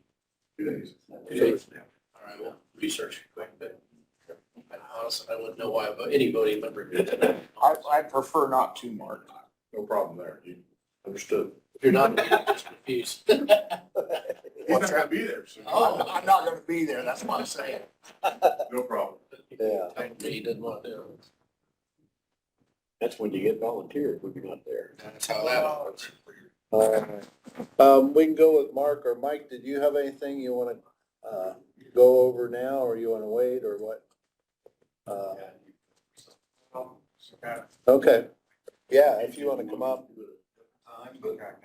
Yeah, I can do it now. yeah. No, then we got a couple other reports yet. Yeah. So, We had the thing with the budget for the new equipment, Tony, that we had to go through and do approve an emergency. Rainy day, that is already, Is that already come? that's already been paid. Okay, Once they approved the claims, that allowed us to commit it and send it, so they have been paid. good. Okay, I just wanted to make sure. The only thing still left on that is the 14,000 something that you didn't have the invoice for yet. Yeah, I'm working on them on that. So I'm trying to see if they'll discount a little more. So we'll see. whatever amount, whenever that comes in, just send it We'll see to what us. happens. So, the other thing, and, we've had an issue with, security, with emails and, website stuff. I can't get into too much detail with it. But then for the people that showed up for the DHS on Tuesday, Department of Homeland Security, we realized that there's a lot of problems with things that are out there, not just with us, but it's everybody. And of course, obviously, the thing that popped in from that meeting is it's soon going to be a requirement that emails and websites for the county and even municipalities in the county are going to go to .gov. And so that's huge. That's major work on our part. But it's at a good time because, we're getting all the hardware in and stuff, and things have to be redone anyway. So we can do some of that. I haven't got it yet from our insurance companies and so on, but in with the website and our website domain name having an issue. We talked about that last year, some individually with some people. And, we're coming up on this year with the election and with email addresses. Now, the email addresses, there's a domain name, that's everything after the act. That's your domain name. And that's what the state wants us to change, everything after the act. And the way things were done in the past was they had certain pieces of information when you signed up for those. They had to try and verify that you are who you say you are. With the global worldwide DNS naming convention that's out there, once you get these things done, it kind of replicates throughout the world. Because you can only have one email address in the world for an individual. You can't have multiples. So all that information has to be replicated. And obviously now the hackers have found a way to get into that sort of thing so that they can bust into your domain and duplicate it. So on, they can do these sorts of things. So there is another piece of information now, and there's terminology for it. I won't use it so that I don't have to make the papers and then people are looking it up. But there's additional information that you can get with security companies so that it makes that much more difficult to make that happen. And the same thing with your web address and everything. The combination between going with .gov, because that's only going to contain government agencies. Our current one, which is .us, can be government agencies, businesses, whatever, you know. So the cost to get this stuff updated with someone who can help us and assist us in doing it, and my department's not big enough to do that stuff with DNS records globally. The global company is going to take and look after it, make sure that those records and so on are being communicated around. Even with a company like that, they claimed with the size of our stuff that it's going to take 5 to 6, maybe 7 months to complete that whole task. And so between that and our websites, trying to secure our website so that it's not being leveraged and doing crazy things with, is about $10,209.31. And that does the installation for the 5 months. And once they get it installed, this is not part of the yearly fee then. So I'm asking that we go ahead with that, especially being the election year, and we're going to have to change to .gov anyway. We're going to have to go through that whole process of rechanging the name in with DNS globally and getting all that done. And now you're going to say, well, you know, was that budgeted for? No, it's not budgeted for. And before we say that, I got to go to the council to get that done. Based on what we had with, do you remember me talking about FireEye and the thing that we got there, and that part was given to us by the state and we didn't have to pay for it. We got the licensing, and I chose to not just do the clerk's office only. That's what it was based on, just the clerk's office. So however many they got in the clerk's office, 8 people or something like that, I asked them, will you just give it licensing the entire county? Everybody, Geneva, everyone, Decatur, all the Decatur departments, anyone who was on that. You know, it doesn't hurt to ask and see what they say, you know, because the appliances themselves are set upstairs are 100,000 a piece, and the state just gave us those. And they were going to give us the licenses for the clerk's office, and they said, sure, well, you can have the licenses. So we got everyone with the license for that across the county, including all the other little areas that was there. They just gave them to us, you know. And so then, guess what? We have McAfee as our AV solution and malware security solution, and FireEye, and they were both bought by Trellix. If you were at the meeting and you remember the lady asking me, she says, what's the name of that company that bought the FireEye? And I said, Trellix. Well, we just happen to own also McAfee that I put in my first year when we were here. Well, Trellix came up to me and they said, well, we can save you on that stuff because the state offered money for that based on the accounts that you had with your FireEye stuff and the number of people there. So they lowered what we were going to be paying for AV and malware a year by $20-some thousand annually. Every year they lowered it just because Trellix happened to buy FireEye and we happen to have McAfee. And they said, well, the state was providing some of that stuff through McAfee anyway. Let's check and see what we can discount you on that software that's provided by the state. And we got that.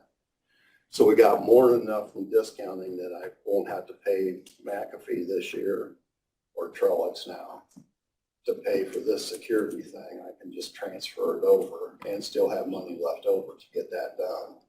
Well, that's pretty cool. You gotta come out on the good side once in a while. Yeah, That was pretty neat, yeah. so. Yeah, there's a few things that's happened like that. And Yeah. like I said, it doesn't hurt to ask Yeah, and to get that stuff Good. done. And we saved a little money that way. And Good. so there's a number of things there. So what I really want to do, and believe me, if you want more detail on all that stuff and what I'm talking about, I just can't say it in here at this meeting with the newspaper. so the money, the $10,000, that's gonna protect the website from, because I remember in the past, you talked about somebody coming in to mirror your website Yeah, and, yeah, and, yeah. yeah. But Yeah, you and didn't the hear issue, and the issues that go along with Yeah. that. And So- we have some issues that. So that will protect us that, against. that's on that, and Yeah. it's gonna protect our emails. Remember, we Yeah. got a sheriff, we got 2 judges, we got prosecuting attorneys. All those people have emails. If you have someone who would go out and duplicate that, they can then be those people somewhere in the world if they want to. Well, and then all you gotta do is transfer out of that other line item. Yeah, To just pay transfer for it this, so. over. And So I don't know, what do you guys think? I mean, I guess I'm inclined to ask for a motion. The vendor that's providing this service, is that a vendor we're currently using? yeah. And they have a line item in there, the same thing where I could transfer from the other one over, so. In reading through what Mike sent us and then in listening to him, I'm familiar with what he's talking about, from the bank side of the world. And those risks are real. I don't know what it costs us to defend against those, but I know we talk about those risks at the bank and defend against those. So I think it's just another one of those multiple layers of protection that we have to have out there that tries to keep bad guys out and good guys in. And I've got to rely on our expert at this point to try and keep us safe. So I'll make a motion to approve. Steve, what's your thoughts? Oh, yeah, I'll second that. This is, Yes, I'll second that. I'm trying to get this in the minutes correctly. What exactly is this motion saying? It's a security item dealing with email and websites. And that's how- Enhance our email and website security through our current vendor, Mimecast. Mimecast. Yeah, at Mimecast. I seen what you said, but I Yeah. mean, it was pretty like tossed salad to me, so. What's the amount, Mike? $10,209.31. And that doesn't include if we add on the .gov, which we're gonna have to do.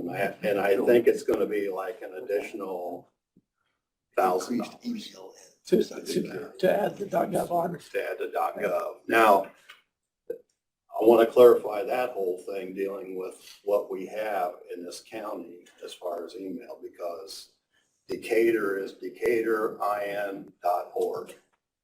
Yeah. Geneva is townofgeneva.org, you know. So is this gonna cover Decatur, Geneva, Monroe? Yeah, well, they're on our network, so, and what they're saying is there, Steve, is if we don't make these changes, and as we have emergency communication grants, or PSAPs, or anything like that where we're applying for grants, if they look down and they see that we're not a .gov, it's immediate, they're not even gonna consider it. Will you have to go like to Geneva, Bern, Monroe and do anything, or you just? Yeah, I better talk to them because all their email addresses are going to change and so on. So in other words, if that thing that I told you about there's a quantity on the number of domains that we currently have in place in our email system. There's 5 domains and, you know, it was $1,000 a piece pretty much, not quite, for each one of those domains. And then we add on .gov, that would be 6 out of that. So it'd be 6 out of that 10,000 to get it configured, do all the stuff that they got to do globally and everything to get that all to work, you know? And so if we just tell them that it's going to be townofgeneva.gov, now it's 7, DecaturIN.gov, now it's 8. And they're going to have to pay for it, but they're not going to want to. And I'm just saying, why wouldn't they just want to just come in with everything that we have after the @ and just make it one? And it makes it simpler. There's less of that work that everyone has to do to make sure that everything is going to function right. And, you know, my opinion right now that if I had to take it, I take it, when I'm doing email, I take it from what's called the Forest. That's what Indiana initially set up a long time ago when Pat Norton was the director. It was adams.in.us. It didn't have the C in front of it. In fact, if you still go out there today, it's adams.in.us. That's called the Forest of the domain systems. That's usually where you put your email and stuff at.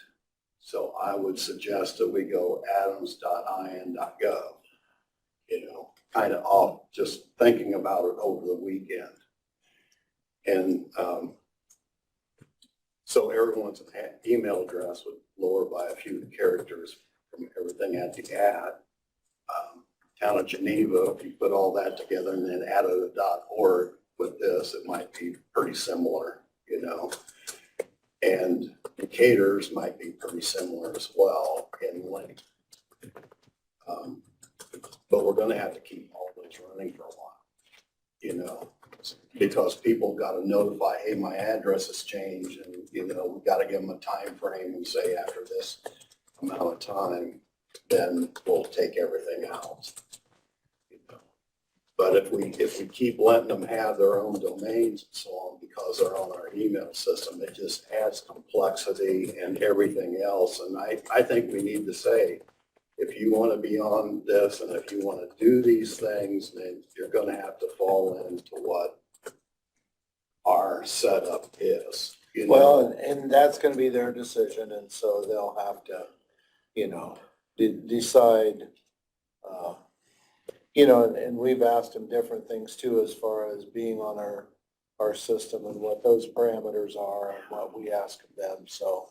Yeah, You know, but I just wanted to make sure that you understood that we're going to have to say that to them. Yeah, Mike, before you leave, I forgot to do something that you just brought it up. As a matter of fact, these guys at the council meeting, they approved the $87,218.52 out of rainy day. But now the commissioners are going to have to declare that that's an emergency so that it can be paid out. And I forgot to bring that up earlier. But I think you guys heard that at the council meeting, you know, what all that is.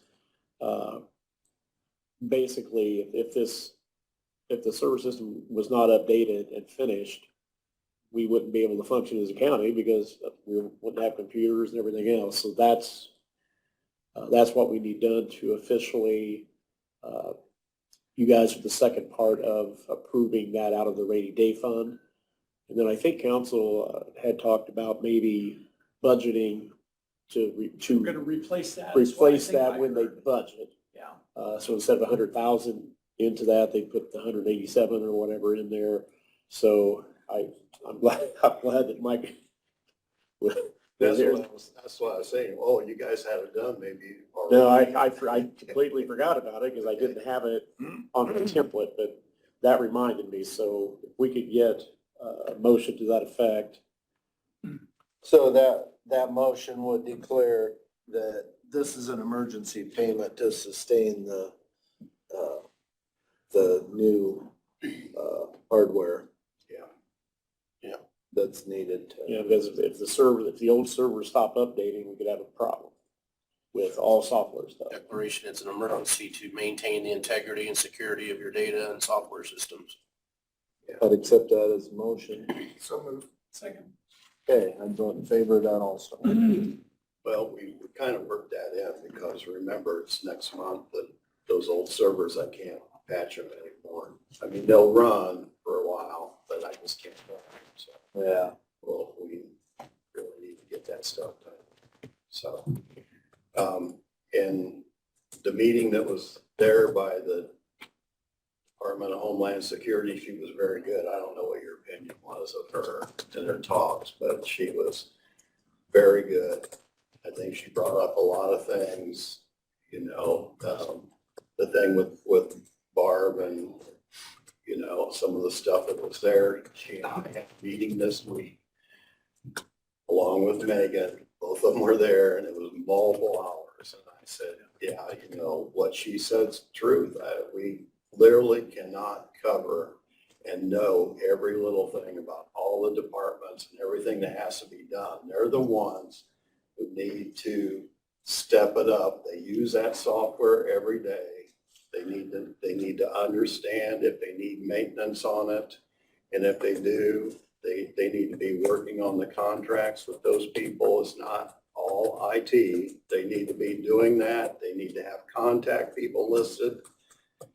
And Barb says, I had no idea that when she was talking, of course, Megan filled her in, that was really the case. But Stan, you were with me when I first came in, and even with the things, and I said, we can't do all those things with 3 people, and concerning with the security of it. Did you also catch, you guys, about some of the other counties and what they were talking about as far as, oh, we're in good shape, and they said they had 10 PCs in their government, and then they said they found 60 iPads, but Tablets, yeah, and they had that going, and there's just a complete, these are just county offices type thing. And so when we look at what's being spent other places, there's just no comparison because of the way things were built even before I came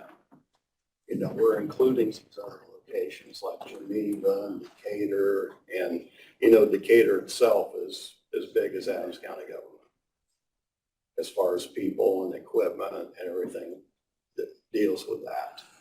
And so, we're stuck at 350 users, 500-600 devices.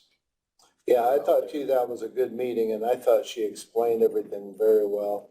And she also created an urgency for doing the things that you're doing. But it's always neat to see somebody like that goes throughout the whole state and then comes in here and sees our system as a robust system, a well-protected system, a system with good backups for recovery. And so, it's just good to see that perspective from her. Just to add to that, there's a lot of counties our size that they don't include all the systems, municipalities and so on. It's just that government, and it's separate. And just to give you numbers, we're about 150. So, with Decatur being as big, and then we add that on, there's at least 350 or so users in themselves throughout the counties, and a lot of county doesn't do that. So every one of those facilities would have their own firewall that goes out and all that stuff. We connect all of our facilities through a wide area network through a single firewall that comes out that we work and protect, and we incorporate all those facilities into that to try and make that go. And that's difficult on networking. It's difficult for switching and security reasons and so on. But, you know, we decided a long time ago that we're only going to have one dispatch department. So that's what started that whole thing. And had to bring these law enforcement agencies in and tried to bring some fire departments in, but they're not all there. And if we brought them in, that number would keep going up. Well, and I think, So, you know, when we talk about our government responsibilities, one of them is infrastructure, and I see IT as infrastructure. So the more we build out our IT to include other municipalities and emergency departments in addition to our own dispatch, the more infrastructure we're providing for a well-oiled machine here in the county. So I think that's an excellent, I'm glad we made that decision. We were able to do yeah, that. and it's not the same. So, you know, a lot of times I hear, well, what are other counties doing? Well, Yeah. they're not like us. They're not even close. I mean, that was set up a long time before I came in, and I think we only added a couple of places since that. The other thing I wanted to bring up, that there's an article that was out there from Fort Wayne. I think I sent you guys a link, but maybe I didn't. Did you see the Fort Wayne, the city of Fort Wayne, just for services alone? Just services. These would be firewall services, wide area network services, things that are of that nature, things that they have to pay for people to help them manage their security and their networking. Did you guys happen to see that? Fort Wayne approved. So I want to add to that. There's no salaries, no software licensing, no buying of PCs and servers and switches. It's just services only, where they're getting services from vendors to help them secure it down. The city of Fort Wayne passed that for $17 million for 3 years. And the whole county, Allen County, is at $30 million for 3 years, and that includes Allen County government and the city of Fort Wayne. So it's $30 million just for security services alone. And, you know, and what was the other thing that they had? City of Fort Wayne at $17 million for 3 years, $5 million a year, over $5 million a year, 2,000 people. City of Fort Wayne. If you look at Adams County government, we're at 350. You know, Yeah. look at my budget, and you see that a large part of that is salaries and licensing and those sorts of things. And what we're paying for services is well under what my budget is. So Yeah. people are starting to ratchet it up on the security. Well, and I think we're getting a good value for the things that we need to have to protect our information and. This will help out. These things are gonna help out what we're gonna do to try and take care of some of that, because email is a primary thing that they can gain access inside of your network through something that they send you, or send a attachment to, or something like that. You know, PDFs are a prime security issue. People don't realize that. If it's an automated PDF, there's an awful lot that can come and be embedded inside of it. Yeah. All right, I think we need to move along a little bit, so, very good, appreciate it. Thank you. Yeah. All right, Mark, did you have anything for us today? I found this ordinance that we actually adopted back in 2001. So, guess my memory's still here. I thought we adopted a pre-approval ordinance. I didn't realize it was that long ago. So does that include, claims? It does, payroll. it doesn't say payroll, so I'm going to check the statute and see if we can also include payroll. But back in 2001, and this is by statute, and it's 36.264.5, allows the county executive to adopt an ordinance allowing money to be dispersed for lawful county purposes for the following. And this is for pre-approval. So it says, an ordinance allowing money to be dispersed for lawful county purposes by pre-approval or prepayment. And it's the following items: property or services purchased or leased from the U.S. government, licenses or permit fees, insurance premiums, deductibles, and settlement of claims. And that's all relating to insurance. Things that we've already agreed to pay. Utility payments or utility connections charges, general grant programs where advanced funding is prohibited, grants or state funds authorized by statute, maintenance of service agreements, leases, or rental payments, state or federal taxes, expenses paid for emergencies, reimbursement of travel expenses, and registration fees, and transportation of prisoners. So that's already in place.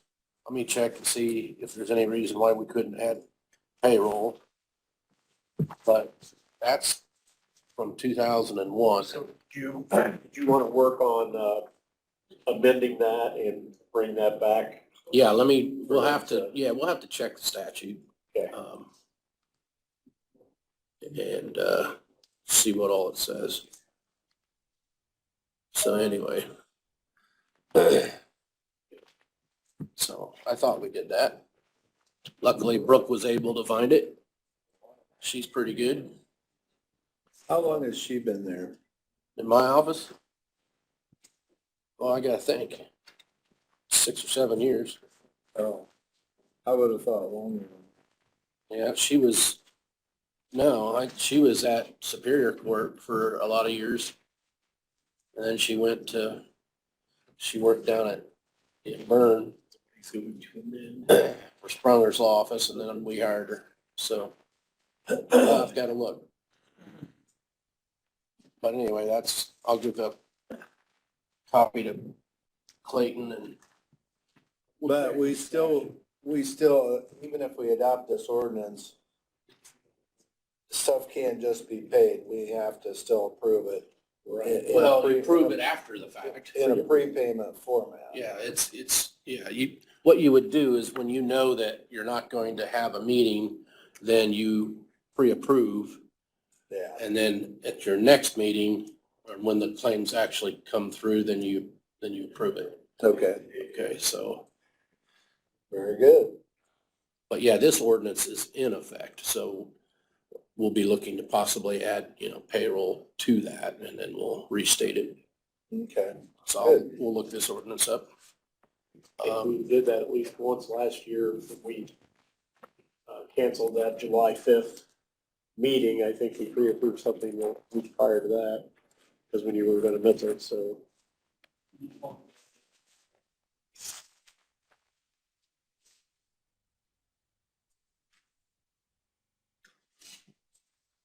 And I think we've got everything else that we sent over has been approved, so that's all I've got. The appointments and the agreements. Yep, we'll get those signed and back. That's something I need to. Oh, yep, I've already got it. I sent that over to them, Really good. if that's what it is, if that's the. Yep, I've got it. That's all I got. All right.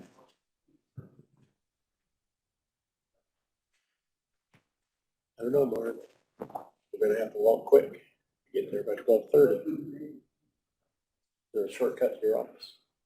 Hit my truck. You know what we need are tunnels like they have down in Indianapolis, tunnels underneath. Hit my truck, right with me. Now, as far as the interlocal agreement with Wells, should one of us go over there? Nate says they're meeting tonight. Who do you think should go over there and present this, or how should we present that? Well, I think it's been sent over to their attorney and they have it, so they Or could, do we even need to go over there? I wouldn't think so. Okay. I would think we would just need to let them know that we've approved it, pending their approval, and Yeah, and we've got the signed agreement, so I'll forward it to Ted. send that to Ted and Ted Storrs, their attorney. Because at the end of the day, I don't think it really needs any presentation, because based on their discussions, the interlocal as signed by Adams County really is does disposal.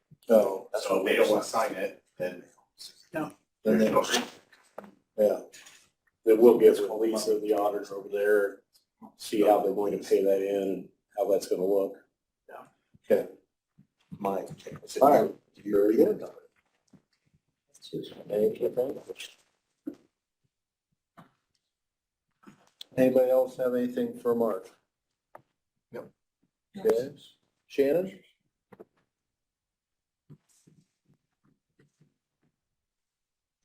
I just have a couple things. So I've been working with Allied and USI to get our summary plan description and summary of benefits coverage updated for 2024. There was a few small changes that went into this that you guys have approved and already discussed, but this is just the culmination of those efforts. So I just need the plan endorsement page signed for each of the different networks. And then I'll get those back to Allied to get updated on the portal and sent out to employees as necessary. And then the summary of benefits coverage is just a document that is a summary of what's expressed in here. So when we make changes, I bring it to you for approval, but if there's no changes year to year, I don't need you to reapprove this. But since we did make changes, I just want your official yes, that's okay. So do you have any questions on this or anything we need to talk about? Okay. So Stan, I'll have you sign these. There's one, like I said, there's one for each network, so we got 3 reverse links items for you.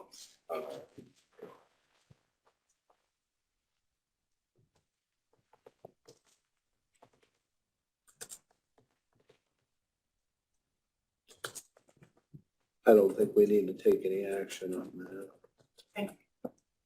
And then the only other thing I had was I have an employee who went out last week on medical leave, and they're out of PTO as of the end of last week, so we just need the 5-year pay approved for them. I'm anticipating that they're going to be out all of this week and possibly into next week, so I don't think they'll use the whole 80 hours, but they'll probably use most of it. So move. second. Okay, motion carries to approve the 5-year pay for that employee. And then that, as far as tracking that, that's pretty manageable for you as far as even if they just use a partial. Yep, I go into AOD and I have access to their previous pay period time card. So if there's ever a question about whether they've used it or not, I can go backwards and look if I need to. Yeah. So they're out of PTO already? Yeah, they just didn't have a lot. Because to me, that seems like could be the difficult thing of that, especially when years go by. So. Seems like we've had a lot of those recently, We have, yeah. a normal amount of them. I think that because we've updated our timekeeping system, our PTO policy, and how we administer benefits, they're coming to your attention more often, whereas maybe before they just weren't coming up as much. I think that maybe we were just managing things in the departments themselves versus me managing it. So it's just occurring more regularly, naturally, versus how it was based on before. That's all I have. Thank you. All right, thank you, Shannon.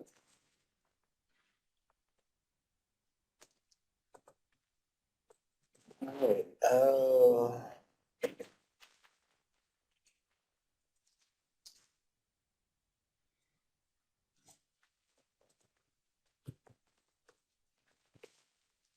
I did talk to the community mental health centers.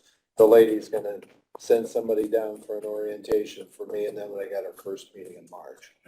So.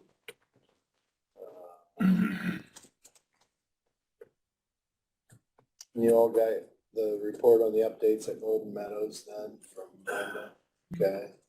I'm gonna go out and see her this afternoon. And talked to Michelle on Council on Aging. It sounds like the transportation's going very well. Good.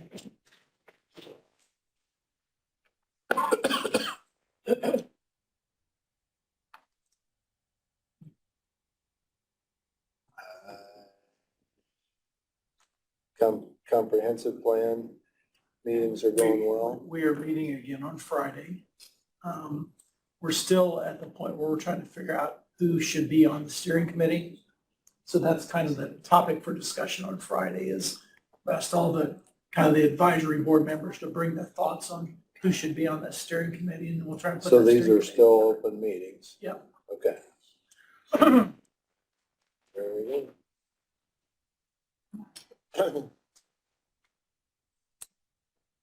Anything from economic development as far as the housing subcommittee, anything like that? No, but I did ask Colton, that, inform Colton that we would like to hear from him kind of on a regular basis about where he's at on those things so that we aren't trying to guess where he's at on housing and early childhood development He and was scheduled today, but he emailed and Yep. said he wanted to do it next week. push to next week.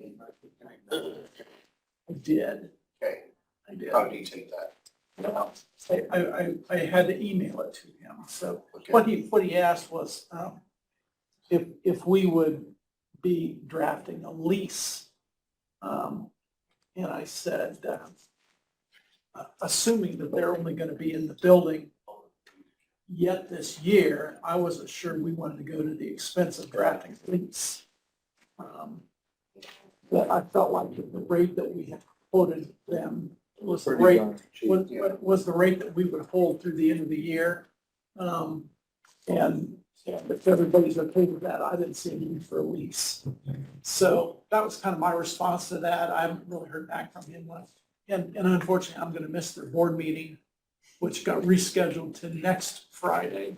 I'm gonna be out of town all week next week. So I'm gonna miss their board meeting, so I won't be able to hear what they say. But I'm gonna meet with Colton and I'll get this. I didn't know if you were privy to that. We had put together, initially when we moved their office, part of the deal was they got 6 months rent free.